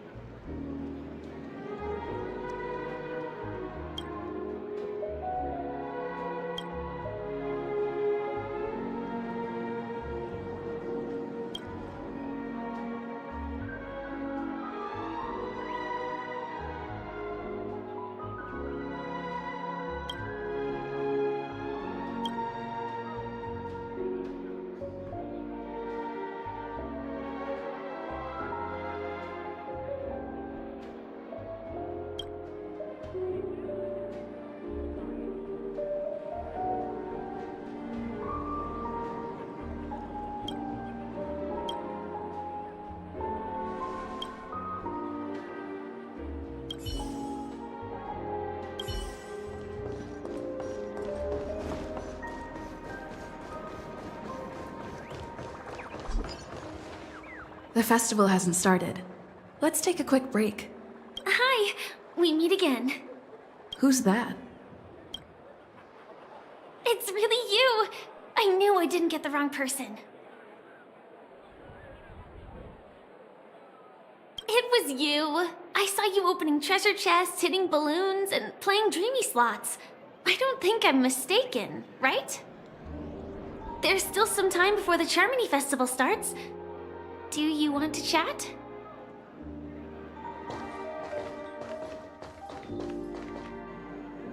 Two murder cases, a showdown with the IPC's ambassadors, the legacy of the Nameless, and a remnant of the Order who wishes to replace an Eon-created paradise with a dream. You guys even ended up shattering the dream. It's truly been quite a vacation. It's a good thing that you guys managed to overcome all those difficult problems. Congratulations! After the Charmony Festival's opening, will you guys be leaving again?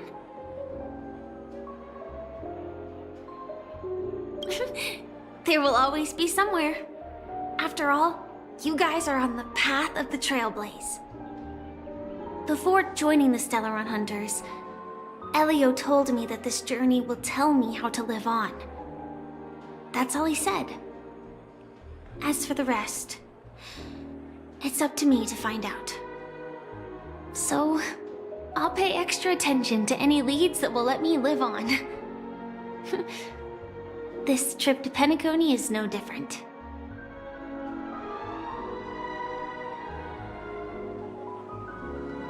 Yes, initially I thought the answer might lie with the riddle of the Watchmaker.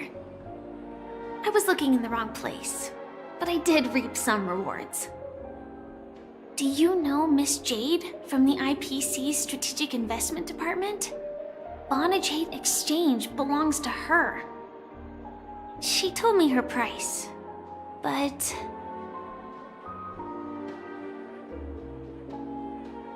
No. But what she wanted wasn't my answer either. Of course, I want to live on. But... what fate owes me? I want it paid back, not passed on. No one else should be involved because this is a grudge between me and fate. Speaking of which, actually, I feel that I still owe you a formal apology for that matter with the performer of the Iris family. Even the smallest of lies can turn into a betrayal as sharp as a blade. I'm sorry.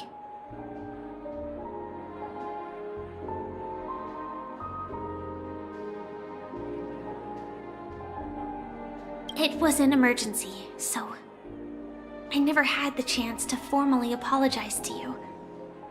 And admittedly, I was the one to blame.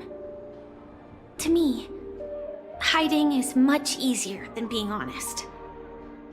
Yet, I still want to try expressing my emotions as any ordinary person would.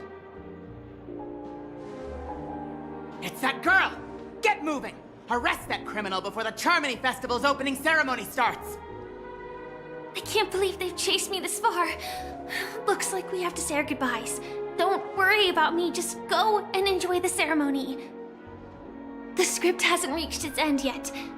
We will meet again.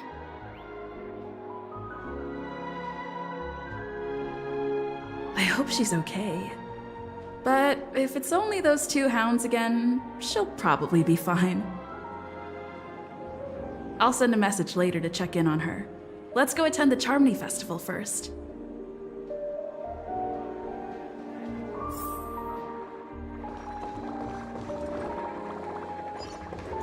Let's take a seat here. Everything is settled. But there's still some time left. Maybe I should take a walk. Let's keep walking.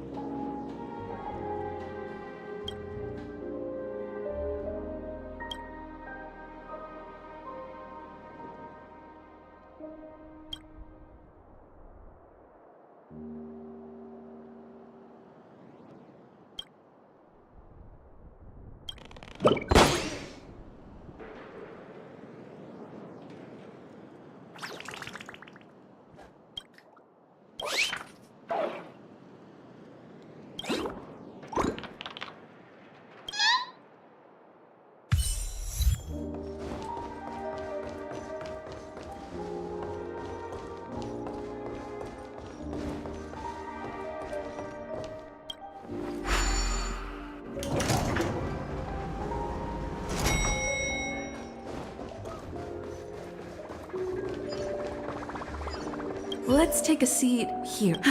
Everything is... forget it. I've done enough walking around already. Let's take a seat and rest for a while.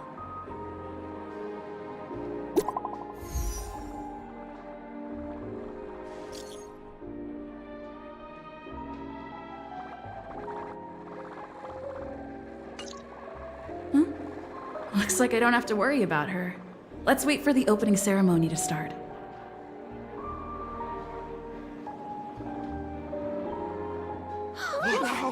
It's Miss Robin! Hey, Miss Robin! Hey, Miss Robin! Over here, Miss Robin! Miss Robin! Miss Robin! Miss Robin! Glory to the family! Miss Robin! Glory to the family! Glory to the family! I'm your biggest fan, Miss Robin!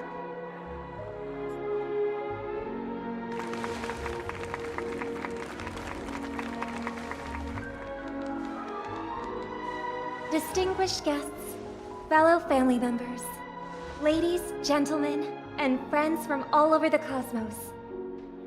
It's a pleasure to join you all in celebrating the grandest ceremony of the Amber Era, the Charmony Festival. Firstly, on behalf of the Penacony family's 5 major lineages, and on behalf of myself, I'd like to extend a warm welcome to all our guests.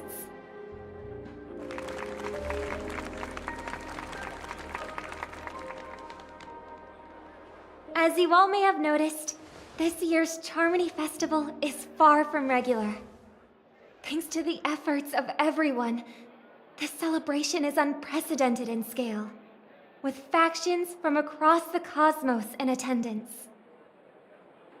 Not only that, the customary opening ceremony held at the Penacony Grand Theater has now moved to the Radiant Feldspar, the very airship you all stand upon. We invite you to express your warmest applause and deepest appreciation for OT Alfalfa, head of the Alfalfa family, for his selfless devotion to the Harmony's cause.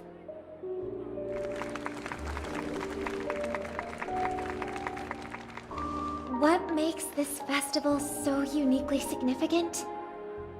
As is widely known, the Radiant Feldspar had to halt its voyage due to an anomaly in the Sweet Dream, sparking widespread discussion in the 12 Hours.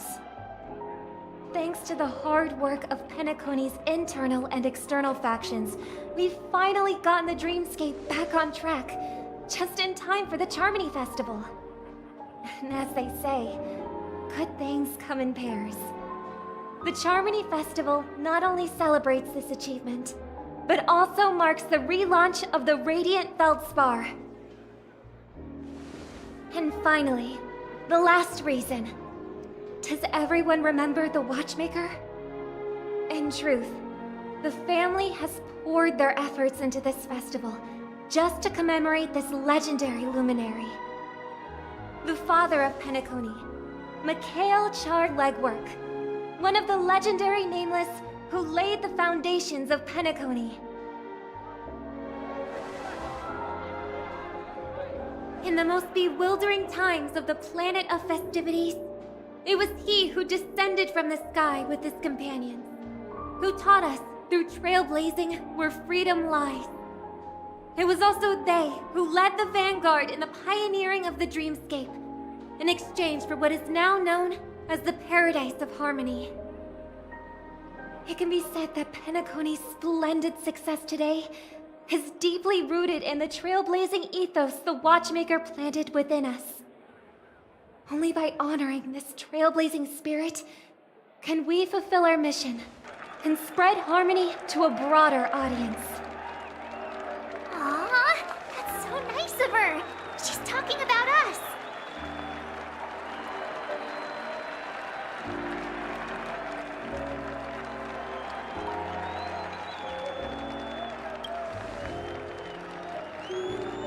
Obviously. Wait, why does that seem so ominous? And now, the sweet dream is back on track. All thanks to the Trailblaze, of course. If it weren't for everyone on the Astral Express, we wouldn't be able to successfully host this Charmony Festival. Thus, with unanimous consent from the 5 major lineages, Penacony's family, on behalf of all family members throughout the cosmos, offer a token of appreciation to the Nameless. Oh, I wonder if it's gonna be a big one! We will transfer ownership of the Radiant Feldspar to the Astral Express. A meager appreciation that we hope you will accept with grace. Let us gift our applause and cheers to these brave and dauntless Nameless. Nameless! Nameless! Nameless! And now, I propose a toast. To harmony, to the Trailblaze, to the future of Penacony and the universe, and to the generous Alfalfa family head, Mr. O.T. Alfalfa. Cheers! Cheers!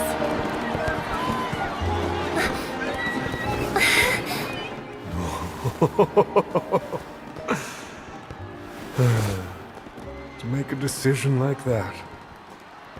This little bird is no less capable than her brother.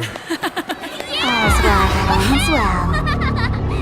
Right. But have you forgotten someone, my gray-haired friend? I put a bomb on this ship. You have 10 minutes to find it. Better hurry. When did this get shoved into my hands? There's still so many bombs. Now's not the time for plot twists. I can't handle this alone. Time to create a group and inform everyone.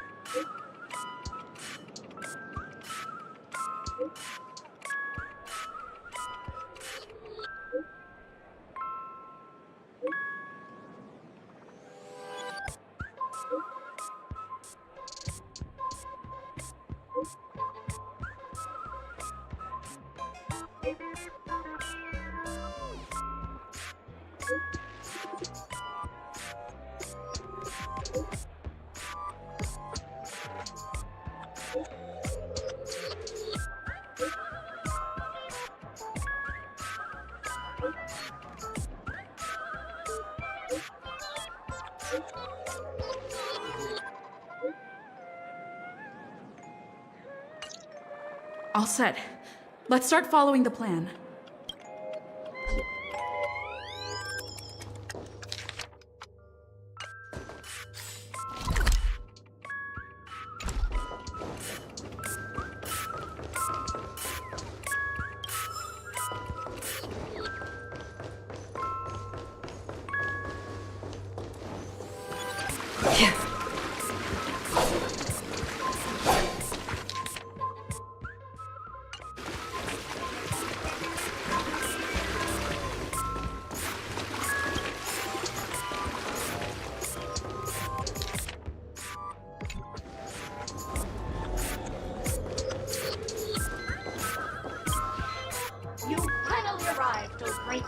transparent, little one. I'm the constable around these parts, and right now, I'm posing as a bomb.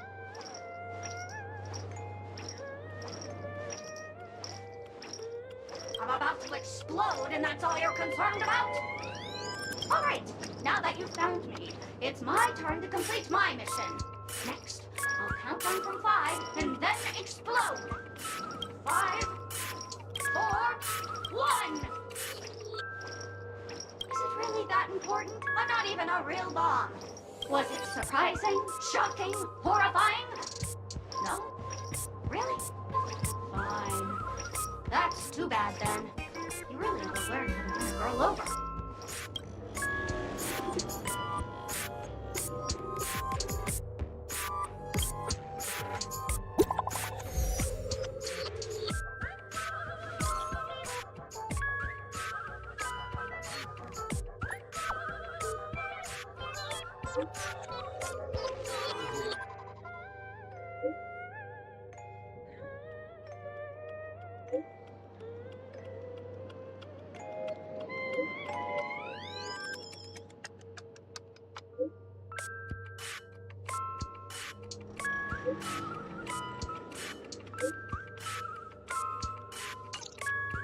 At least I made some progress. Gotta keep working at it.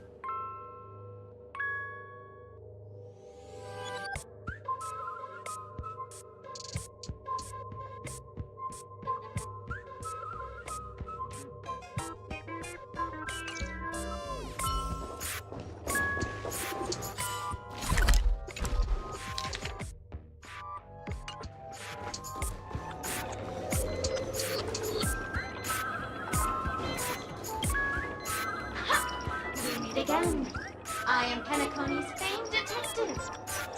Got yourself into a pickle?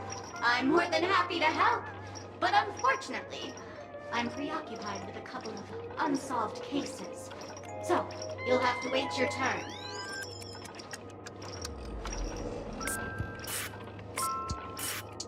Ah, it completely slipped my mind. Dr. Boom specializes in explosives. I need your help, miss. You've had quite a few run-ins with Dr. Boone.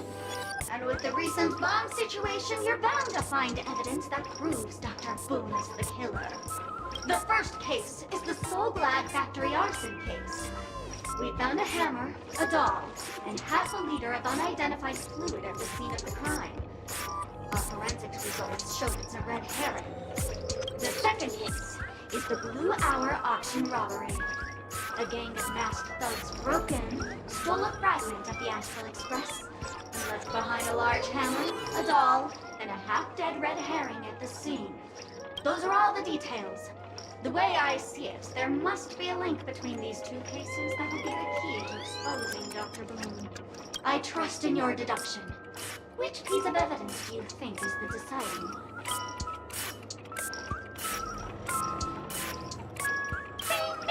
Correct answer! You're good, gray hair. Your mind is pretty sharp. Seeing as you've put in so much effort, I'll throw you a bone. The bomb's not here. This is only a prank I've craftily set up. Hurry, time's running out. You better find that real bomb quickly.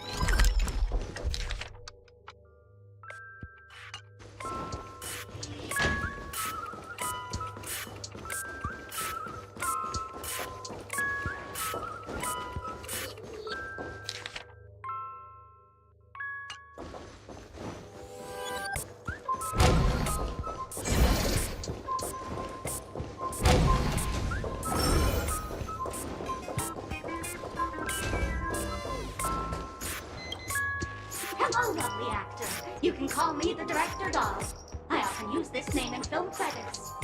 If you didn't know, I'm the one who directed the entire farce in Penacony. As the leading lady of the show, what did you think? Feel free to share your thoughts. Well, actually, due to the current plot requirements, you're only allowed to say one line. So please try and resist the urge to share your thoughts.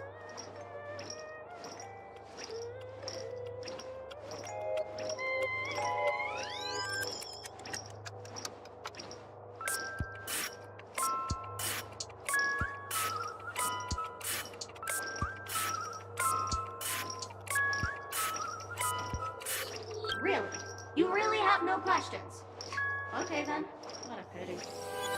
Since you're done asking questions and I'm done answering, according to the script, I must reveal to you the fact that there's no bomb here at all, thus causing you to want to kick yourself for spending this whole time listening to me prattling on, after which we will part ways.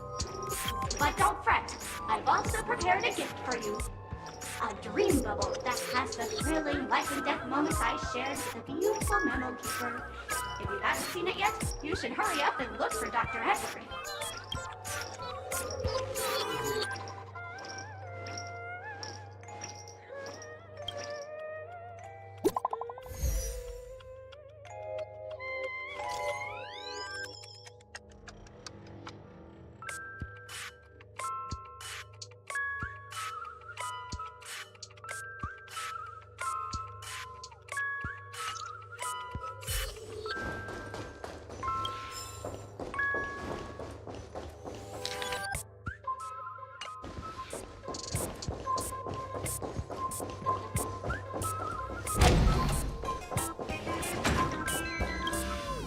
Hello, I'm a bomb.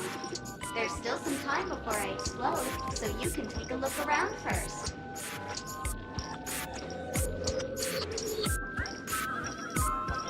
That's no problem, of course. But if you don't want to go too far, I can also play a soothing tune for you in case you get bored. Now playing Never Give Up, Never Surrender by the trending superstar Astrictly from the Epsilon 12 system. Oh, hang on. Penacony's family have not purchased the rights to this song. We can't play it here. How about this? I'll recite it for you. Next up, please enjoy a recital of Never Give Up, Never Surrender. Oh, aha!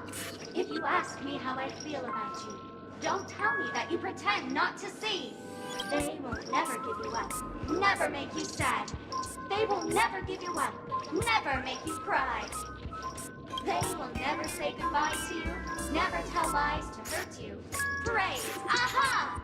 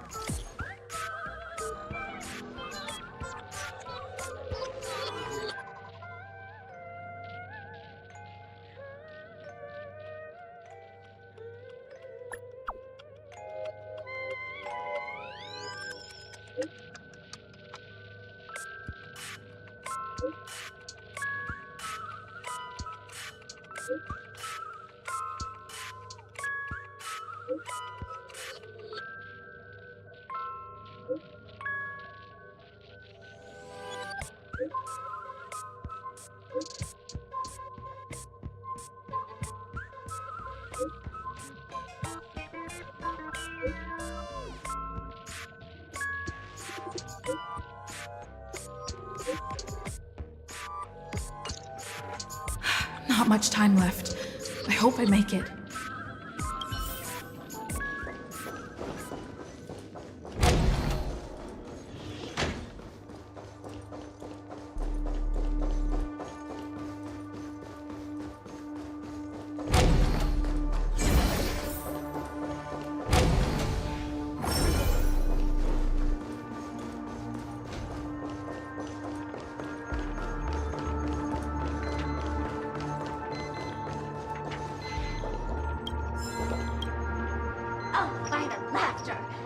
You've seen through my disguise this quickly!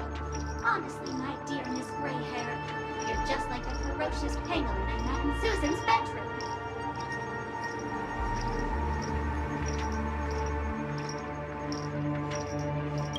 How shameful! Did Uncle Parker not teach you properly? One must pose appropriate questions at the appropriate time. I'm on to you. You're here because you accepted bribes from the duplicitous and corrupt leader of that Sparkle gang. The scoundrel who wants to become mayor of Sparkle City. Blazing Bro! This evil city has fallen into depravity. As the sheriff now, I cannot idly stand by and do nothing. And now, only this imaginary neutron bomb can completely cleanse Sparkle City of your ilk. If you wish to defeat me, you'll have to face off against the great Sparkle's dogs. They're my fiercely loyal companions, and you'll never defeat them.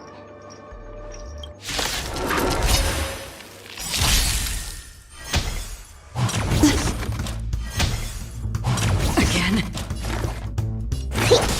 Destiny isn't chosen. Ill tidings manifest. Another journey begins, destined for oblivion. I hit the mark.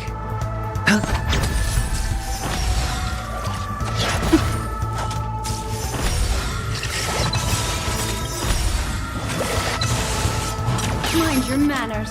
I weep for the departed. It too shall fall.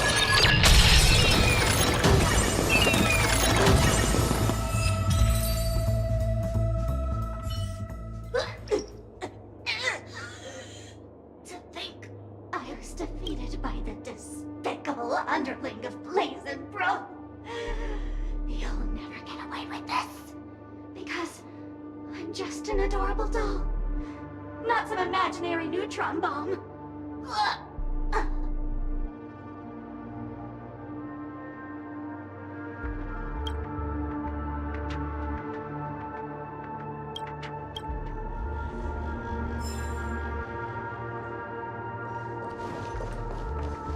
Hello, human. We meet again. I never thought I'd see you here.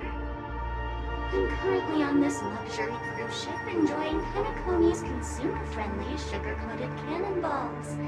What about you? Are you just seeing the sights?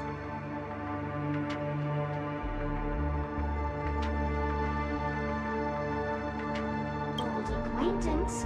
I'm not even human. I'm a heliobus, originally from the Lafu's Fixtural Garden. I'm passionate about researching Xianzhou subcultures, but I've slowly come to realize that Xianzhou subcultures also have their limits. I forgot what happened. But anyway, I ended up in Penacony.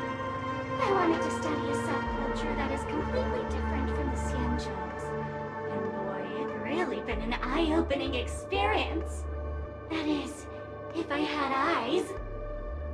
I've come to realize the people here don't treat subcultures as actual culture. They call them meme...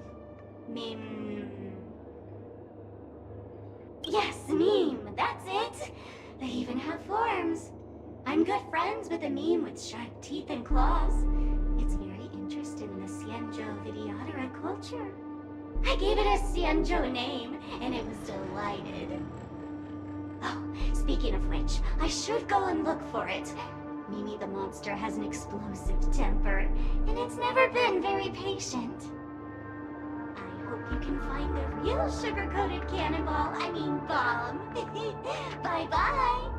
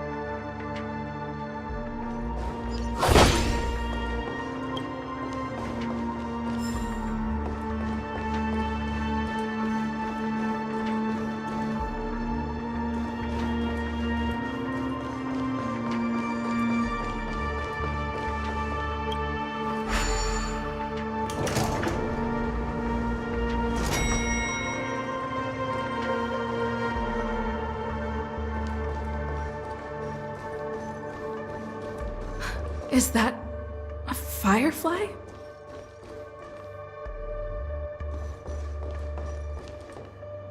Minutes, 46 seconds. 28 minutes, 45 seconds.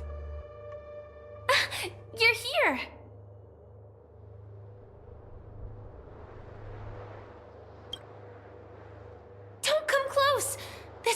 is very dangerous. And I'm the real Firefly. Since you're here, I'll just keep it short. Just over half an hour ago, I received a message from an unknown sender and rushed here as soon as I could. 27 minutes, 52 seconds. 27 minutes, 51 seconds. The Sweet Dream has lost the protection of the Order. If it were to blow up here, the consequences would be unfathomable. I've scrutinized it for a long time, but the bomb's design is incredibly unique, as if it's been locked by some mysterious path force. Apart from its creator, I fear no one knows how to deactivate it.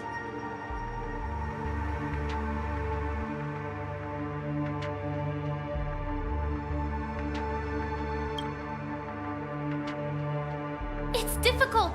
Time is running out, and she's a master of disguise. And even if we catch her, she won't come quietly.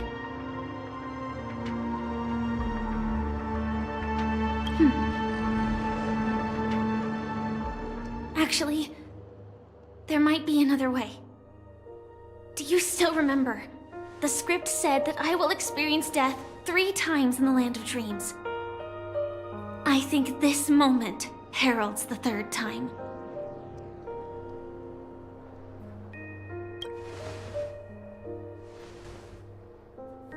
You may already know that I have no way of evoking dreams. I employ a Stellaron Hunter's special method in order to enter dreams instead. This allows me to perform feats that typical dream chasers can't. As long as I can bear the pain of the Memoria pressure, I'll be able to dive into the primal memory zone beyond the dream and extend a lifeline to the Radiant Feldspar. I will take this bomb into the depths of the dreamscape, as deep as possible where there are no living souls around. That way, at least no one will get hurt.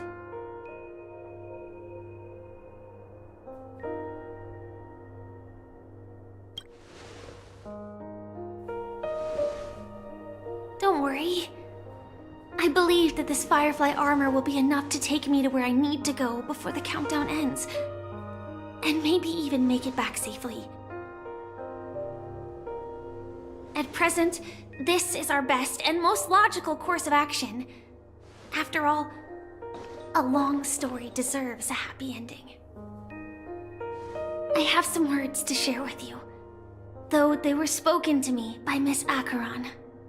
She said that the so-called impossible is merely something that is yet to happen. At the moment, there are so many things that seem impossible, but are they really never going to happen? Maybe it's just that the moment to disprove these impossibilities hasn't arrived yet. Whether it be a literal ending, suffering akin to death, or a harrowing deathscape. Before the appointed destination arrives, they are all the same. Yet I can still make myriad choices. I also firmly believe that when that moment arrives for us to make a choice, the answer to our end will already be within our hearts. It is not destiny that shapes us, but we who shape destiny. The Astral Express and the Stellaron Hunters are like light and shadow. We walk on different paths, intertwined, moving forward and growing together. Maybe the end is predestined, but it is not today. Since things are going too well, let's speed up the countdown. Human life is short, just like fireflies to a flame. So if you have an answer in your heart, always remember, don't leave with any regrets. We have this right, don't we?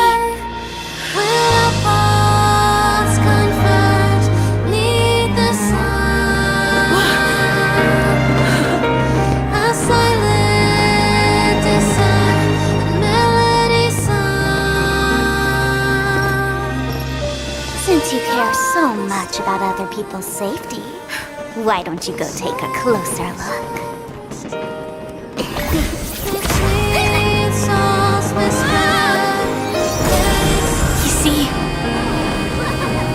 Anything is possible in this land of dreams. We each came here with our own goals and realized them in unimaginable ways. Regardless if the result was a sweet illusion or a bitter reality. It was an answer we longed for, day and night. So, why do people choose to slumber? I think it's as you said. Because in the end, we will wake up from our dreams.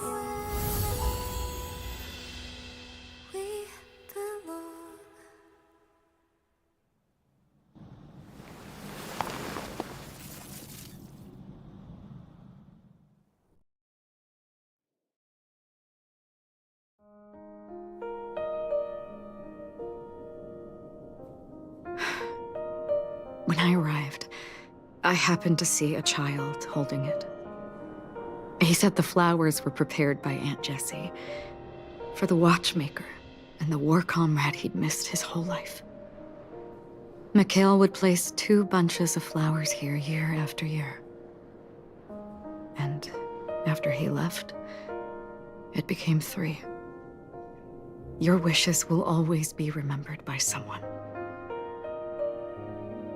Now, Penacony, as you hoped, has welcomed the dawn after a long, dark night. The path forward may not be a bed of roses, but at least people are prepared to step forth towards freedom. Tiernan, you can go home now. While the Nameless are also preparing for the next stop of their voyage.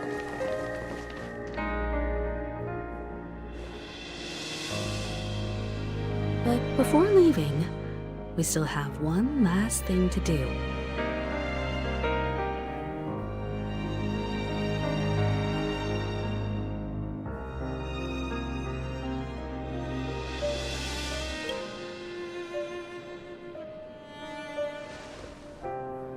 A fitting end to the tale of the departed. One could not ask for a better farewell. Go on. They're all here.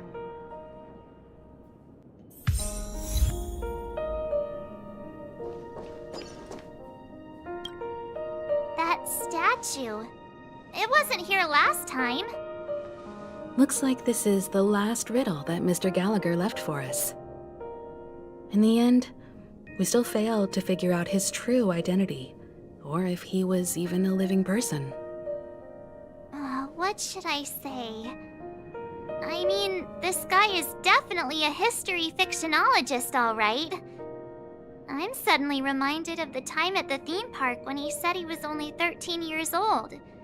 Could that have meant something too? Either way, he's an enigmatic character for sure. At least our journey together in Penacony was real enough. And his loyalty and love for this land must have been real too, right? Gallagher, we raise a toast to you, the slumbering hound. To the festival's invitation, to all lies and the singular truth. If we ever meet again, please don't talk in riddles. If we ever meet again, please don't talk in riddles.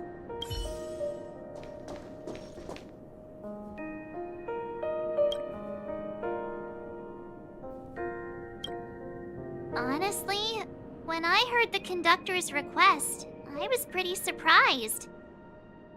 The Nameless. Those who trailblaze, doing good deeds but never seeking recognition.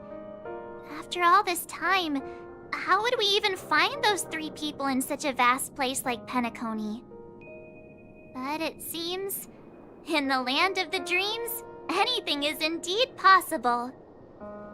History may not remember the names of the dead, but the stars will attest to their journeys. The first glimmer of light in the prolonged night often illuminates little, as it is fleeting and the darkness too vast. But because of this, people will remember. As long as something shines in the night sky, then when the first star falls, countless more will follow, streaking across the horizon.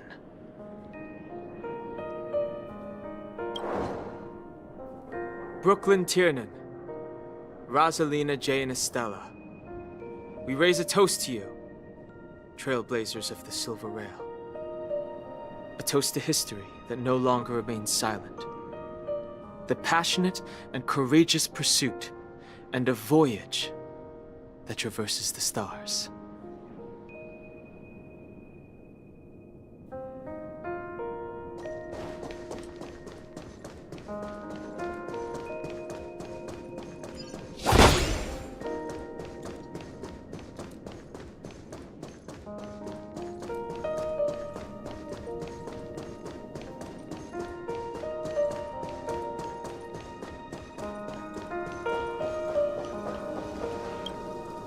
Is the Astro Express ready to depart Penacony?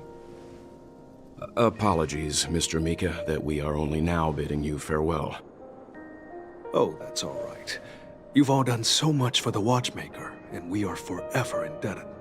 Allow me, as the representative of Dreamflux Reef, to make another toast to all the nameless. What will the people of Dreamflux Reef do now? Many will continue to live here.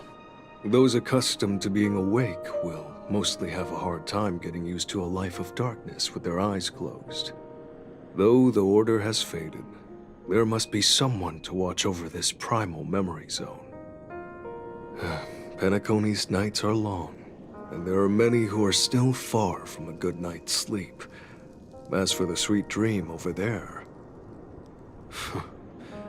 we're still managing without it, aren't we? Mika and residents of Dreamflux Reef, we raise a toast to you, watchers of the long dream. To your tenacity throughout time, to each sorrowful night, and to the dawn that is finally upon us.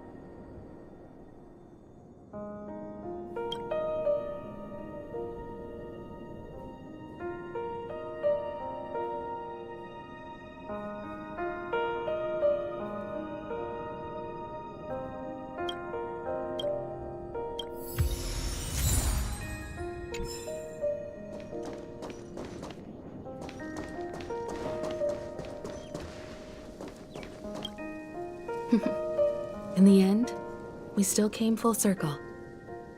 This trailblazing expedition started from the moment you and a bellboy ran into each other. After going on a journey of many twists and turns, they still ended up where they started.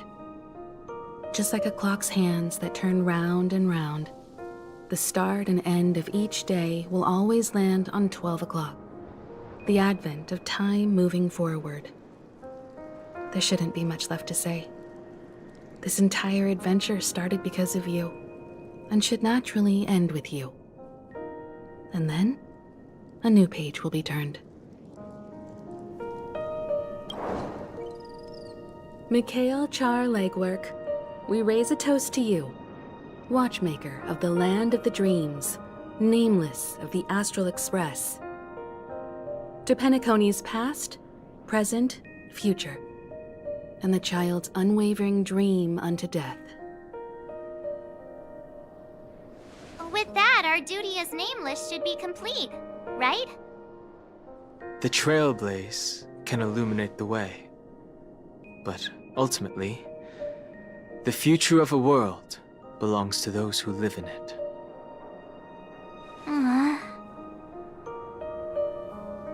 I still feel that Mr. Mikhail must have really wanted to witness this day himself.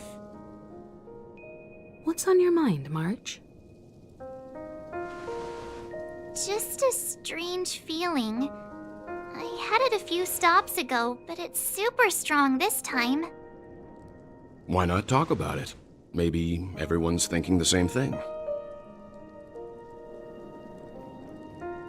I can't help but think that whether it's Mr. Mikhail, Mr. Tiernan, or Madame Rosalina, their lives must have been long, and they must have experienced plenty of stories. They were also young once, stumbling and bumbling around just like us, getting into scraps and mischief, that sort of stuff. Companions, enemies, journeys, adventures, all the sad and happy memories. The everyday that we're used to, they've lived through them too.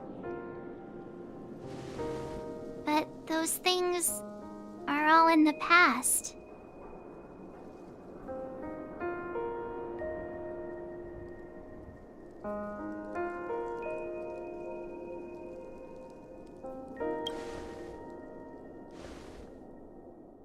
It's rare that I'm this serious. Can't you just humor me for once? Sheesh. It'll be easier to understand if I use an analogy. Like when you're reading a book. If one of its characters keeps running into obstacles and experiences an ending full of regrets, we're bound to feel a bit mixed about it, right?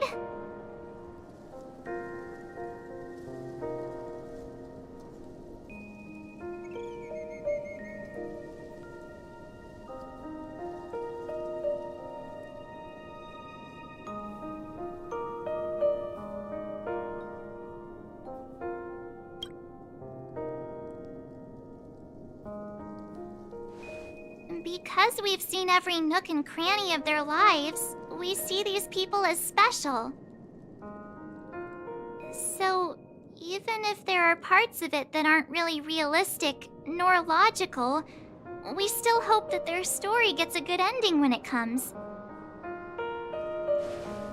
But what if they and we aren't really that special?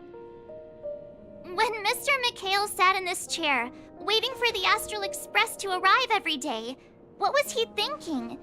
And if, at the end of his life, he could still firmly say he had no regrets, then what is this regret we feel in our hearts right now? I think each and every one of us is searching for the answer to this very question. The universe is vast, and our lives are but specks.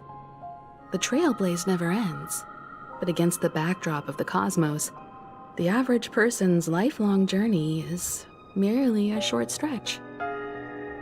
But it is in this minuscule distance that paths cross and countless worlds connect. The universe may not remember every person who leaves a tie along the silver rail, but we will. As long as we remember, their stories will never end. And what Mr. McHale has left for us is his answer to this very question. It may not be perfect, but it left a smile on this storied, jaded old Nameless's face at the end of his life.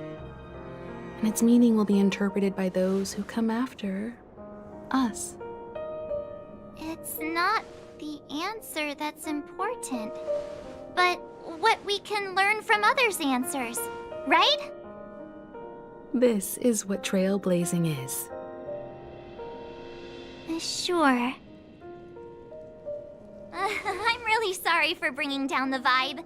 Quick, Don Hung, tell us a dad joke to lighten the mood.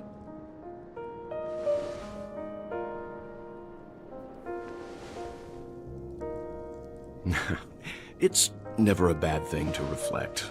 One day, we'll all have to face our own farewells. But before that, we still have a long way ahead of us together. So the most important thing right now is to tell the conductor what we saw in Penacony. Then prepare ourselves for our next trailblazing destination. I should get back to the Express. Or maybe I could say my final goodbye to Acheron.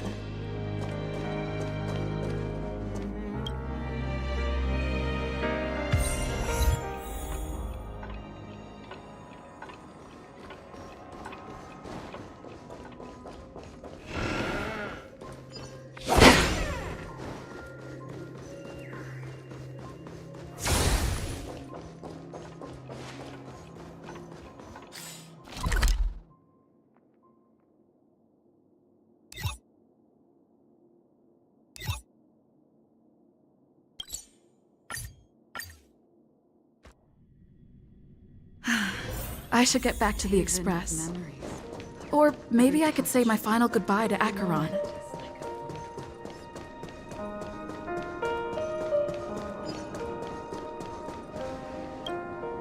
Do you still remember when we first arrived in Penacony?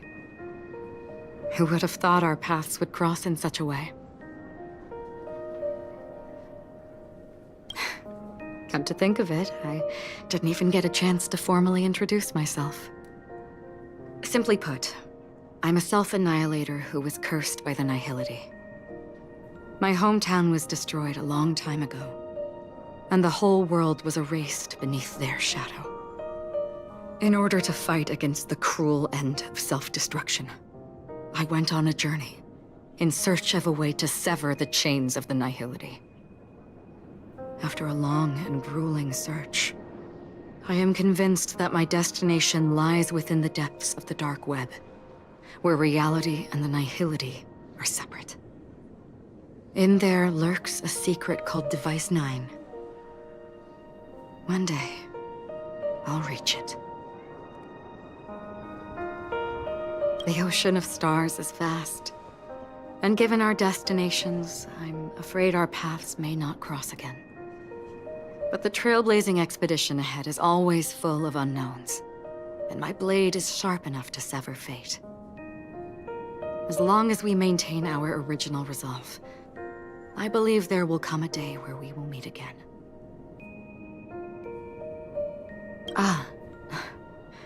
In that case, I must apologize for my rudeness. Do you remember when we first met? I once said you reminded me of an acquaintance. Because of the Self-Annihilator's curse, my memories are stripped away, blurring my past. And after our journey together, what I originally thought were familiar feelings were merely illusions. I believe this was truly our first meeting.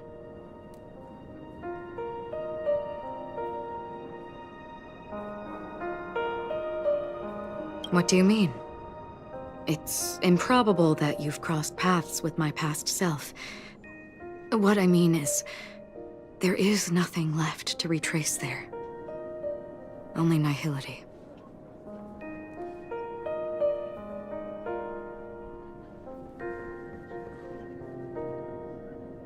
I see. You've also had a similar experience? then you should know that this me and your memory of me are not the same person.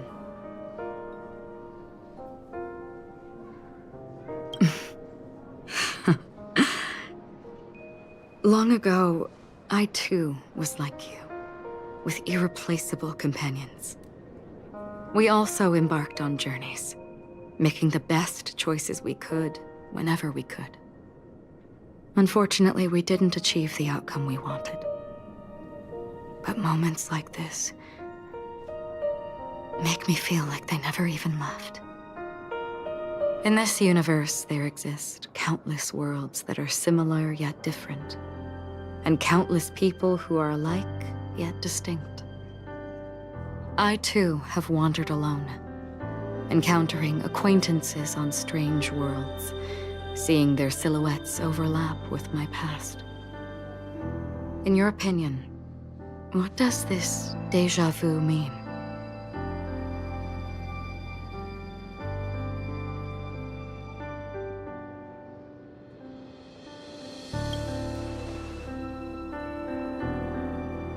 Attachment, desire, longing. They may all be right, but they are all incomplete. I believe it's not something external, but something that originates within us. An emotion that traverses time from a certain moment of our past to reach us. Perhaps it's a source of warmth and happiness, or maybe it brings pain and sorrow.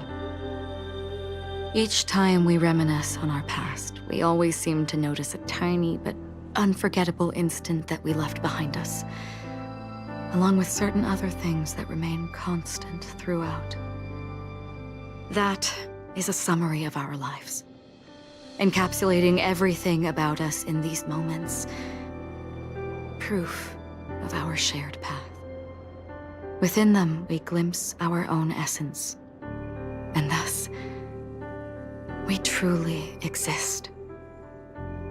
Just like everyone in this story, hurtling onwards along the path of destiny with passion and courage for the things that breathe meaning into their lives. Set forth on your voyage without hesitation, Nameless, on the path of the Trailblaze. Even if the ending has been predetermined, that's fine. There are countless things that humans cannot change.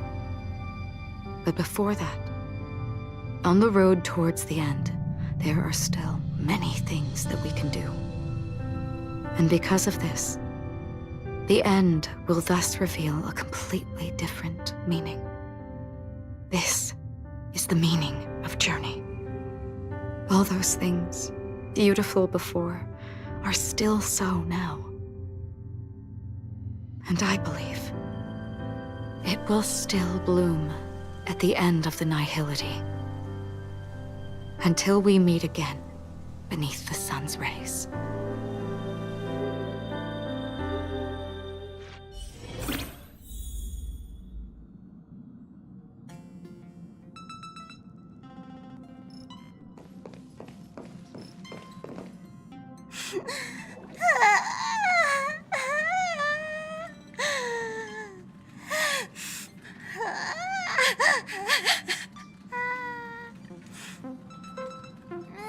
There.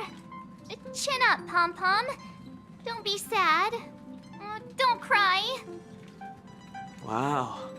Your method of consolation is truly unsophisticated.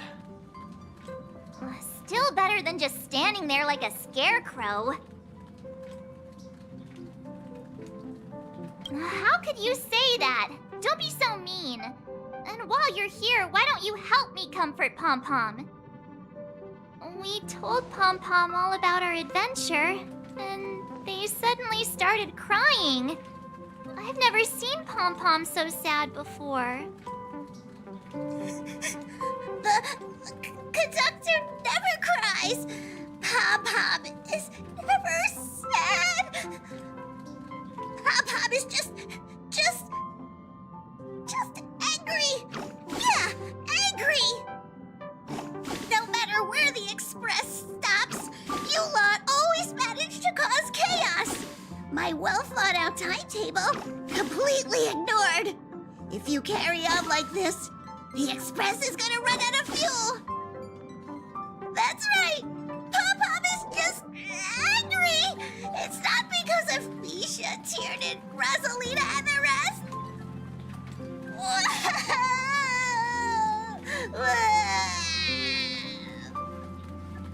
It's okay. Oh, Pom-Pom, just let it all out. Everyone, could you all take a break in the next car? Don't worry. I'll stay here with Pom-Pom. But... Let's go, March.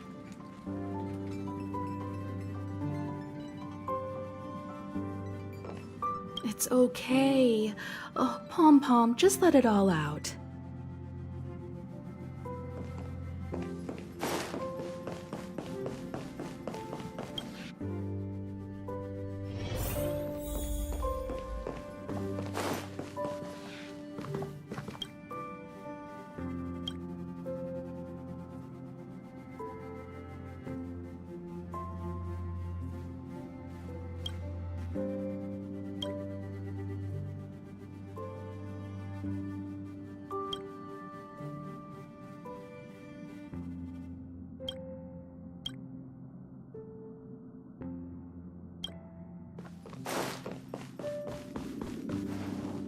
I never expected Pom-Pom would be so distraught.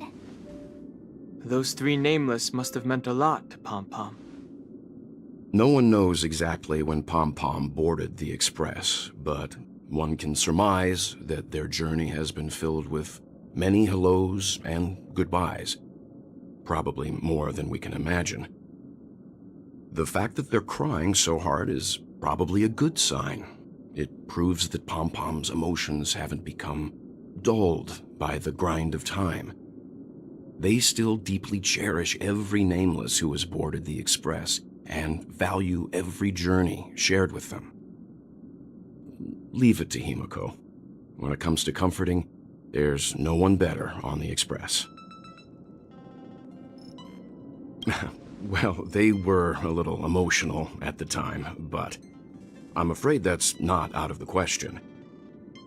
Since you joined us, the Express has stayed longer than anticipated at every stop along the way, and to ensure that everyone always makes it back on board, Pom-Pom has had no choice but to delay the warp jump schedule. I see. No wonder I can regularly hear Pom-Pom pacing anxiously up and down the corridor. Turns out Pom-Pom's been silently putting in a lot of work for us. Wow. Different from typical vehicles, the Astral Express converts every trailblaze into the energy it needs to run. Ideally, as long as trailblazing expeditions continue without interruption, the Express will receive a constant flow of energy, much like a perpetual motion machine. But because of our previous encounters, fuel is being used up much faster than expected.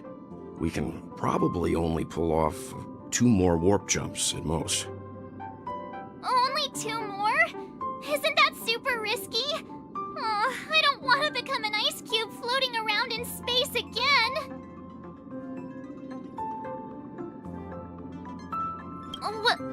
When you put it like that, it doesn't actually sound too bad. But I don't even want to become an adorable ice cube floating around in space again. Which also means that we must prudently consider our next destination. Yes, I've already checked the astral charts. The 2 nearest worlds to us are the oceanic planet of Lushaka and the agate world, Melostanen. As for which one we're headed to, that still requires a vote. Or perhaps you might consider a suggestion.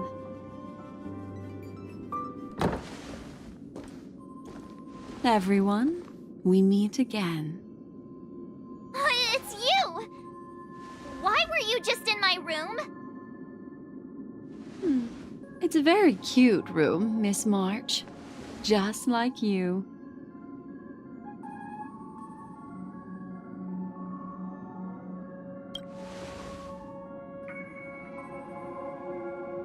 Memo Keeper, let's put aside how you managed to sneak past everyone and board the Express for now. You mentioned a suggestion. I accidentally overheard how the Express obtains fuel. I just wanted to chat with everyone to see if we could work together.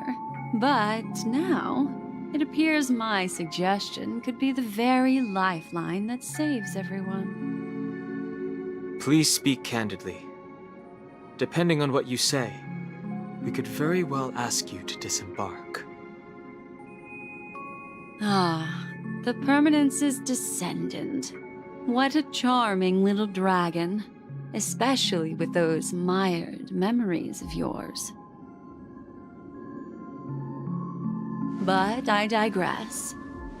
If the Astral Express is in urgent need of a special trailblazing expedition to recharge its engine, have you all considered this?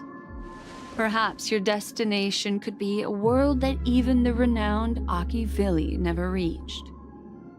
Should you be able to lay down a new stretch of silver rail, the Express may never have to worry about energy ever again. Trailblazing to a world that even Akivili has never been to? Is that possible?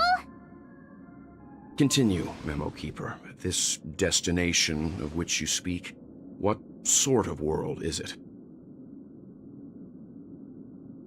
A world that many across the universe don't even know exists. A world hidden away from outside observation. Its presence only revealed by the light from the mirror of the Garden of Recollection. A world fettered by 3 paths, its destiny hanging in the balance. The Eternal Land, Amphorius.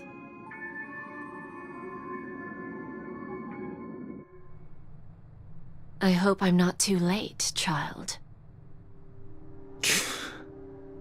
I wasn't expecting it to be you.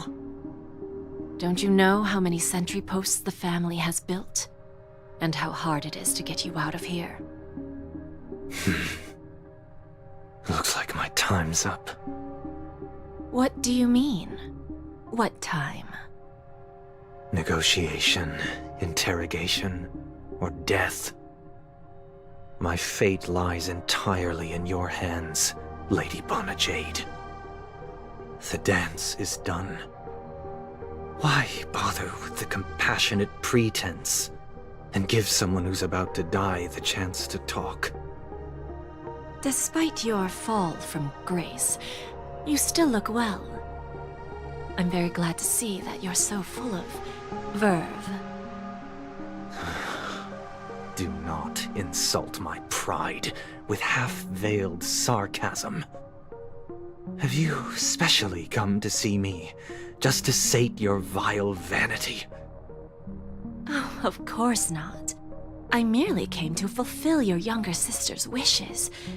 To offer you a generous trade. That is, if you're willing to accept. Robin?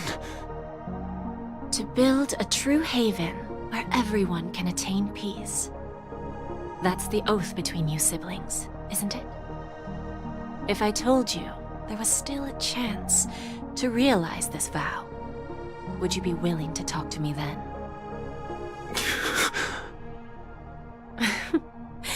I recognize the gravity of this question, which is why you don't have to answer me right now. Go now. You are free, O Chosen One, who dare to exceed his bounds, sever your wings, descend to the mortal realm, and walk their lands. See what this world is truly like. I will not accept your charity. As I mentioned earlier, it's a trade, and you don't have to give me an answer right now.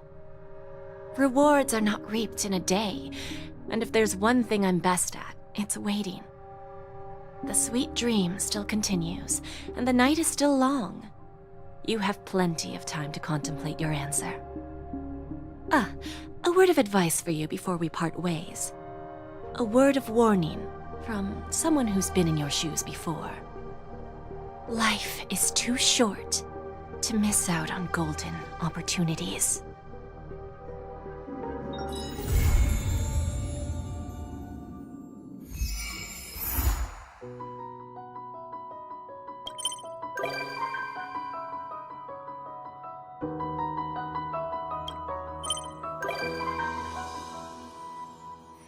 Birds are born with no shackles. One fetters my fate. Blown away the white petals leave me trapped in the cage. The endless isolation can't wear down my illusion. Someday I'll make a dream unchained. Let my heart bravely spread the wings, soaring past the night to trace the primal light. Let the clouds heal me of the stings, gently wipe the sorrow off my life. I dream.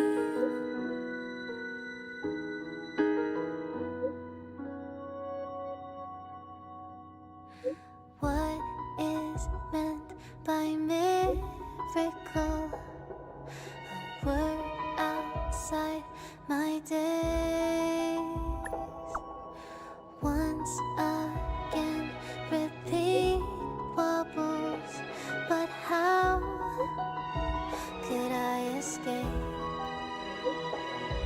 No further hesitation on those unanswered questions. So now I'll make a dream unchained.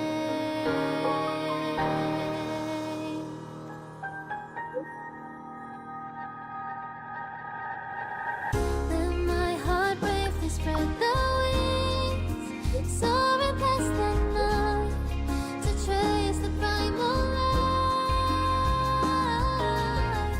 Let the clouds heal me of the stings, till they wipe the sorrow off my life. I dream.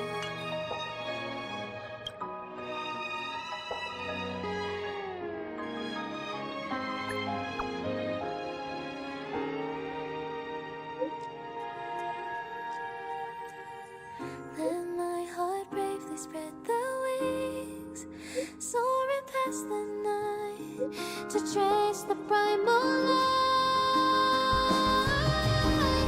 Let the clouds heal me of the stings, till they wipe the sorrow off my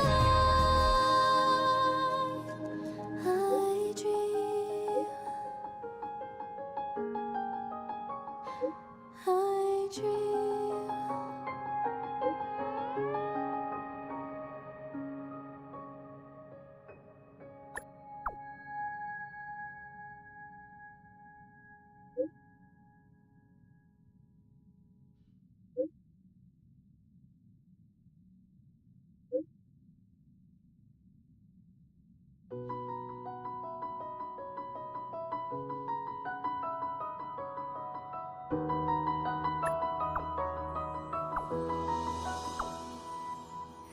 Birds are born with no shackles. Then one fetters my fate.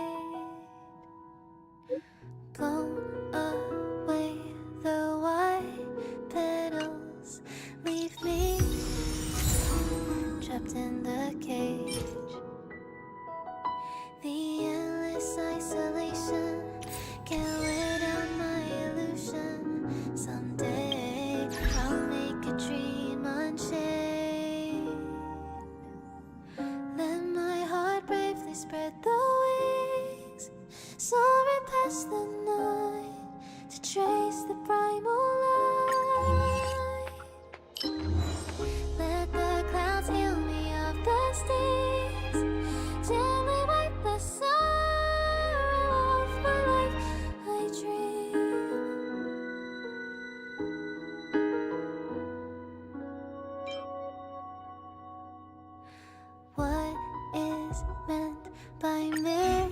miracle. A word outside my days. Once again, repeat wobbles. But how could I escape? No further hesitation on those unanswered questions.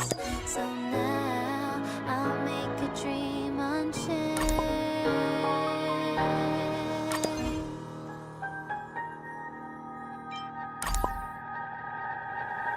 Let my heart bravely spread the wings, soaring past the night to trace the primal light. Let the clouds heal me of the stains till they wipe the sorrow off my life. I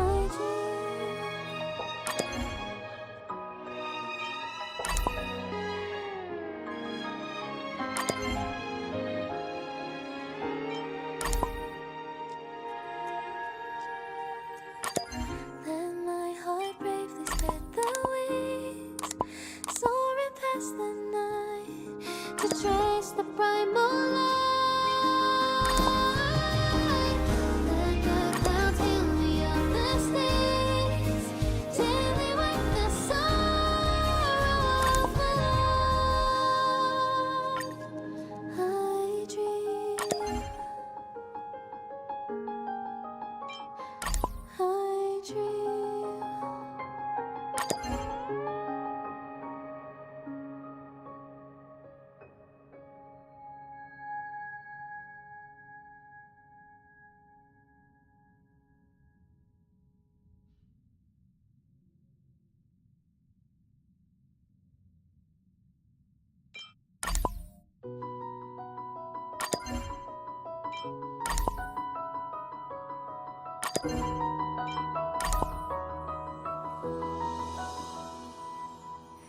Birds are born with no shackles. What fetters my fate? Blown away, the white petals leave me trapped in the cage. The endless isolation can't wear down my illusion. Someday I'll make a dream unchained. Let my heart bravely spread the wings, soaring past the night to trace the primal light. Let the clouds heal me of the stains till they wipe the sorrow off my life. I dream.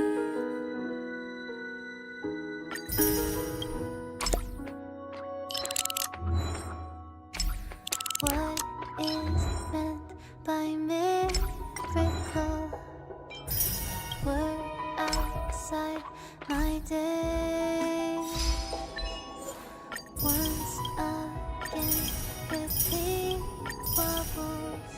But how could I escape? No further hesitation on those unanswered questions.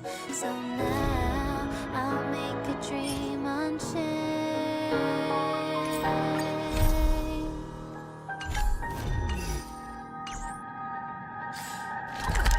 Let my heart bravely spread the wings, soaring past the night to trace the primal. This haven of memories. Money, buddy!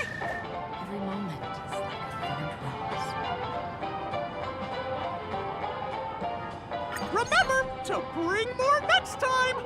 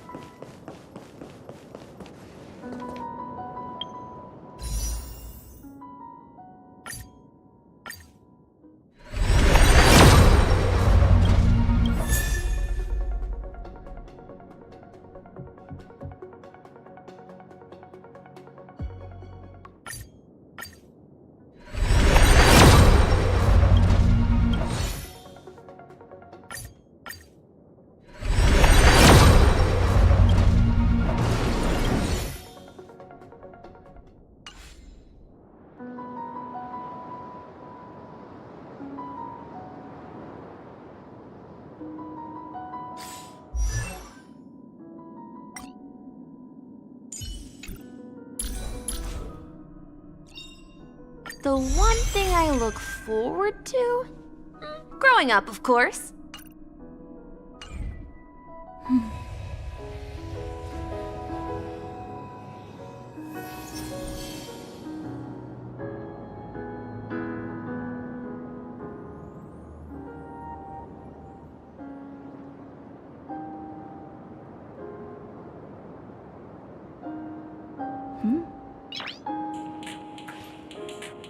Nice.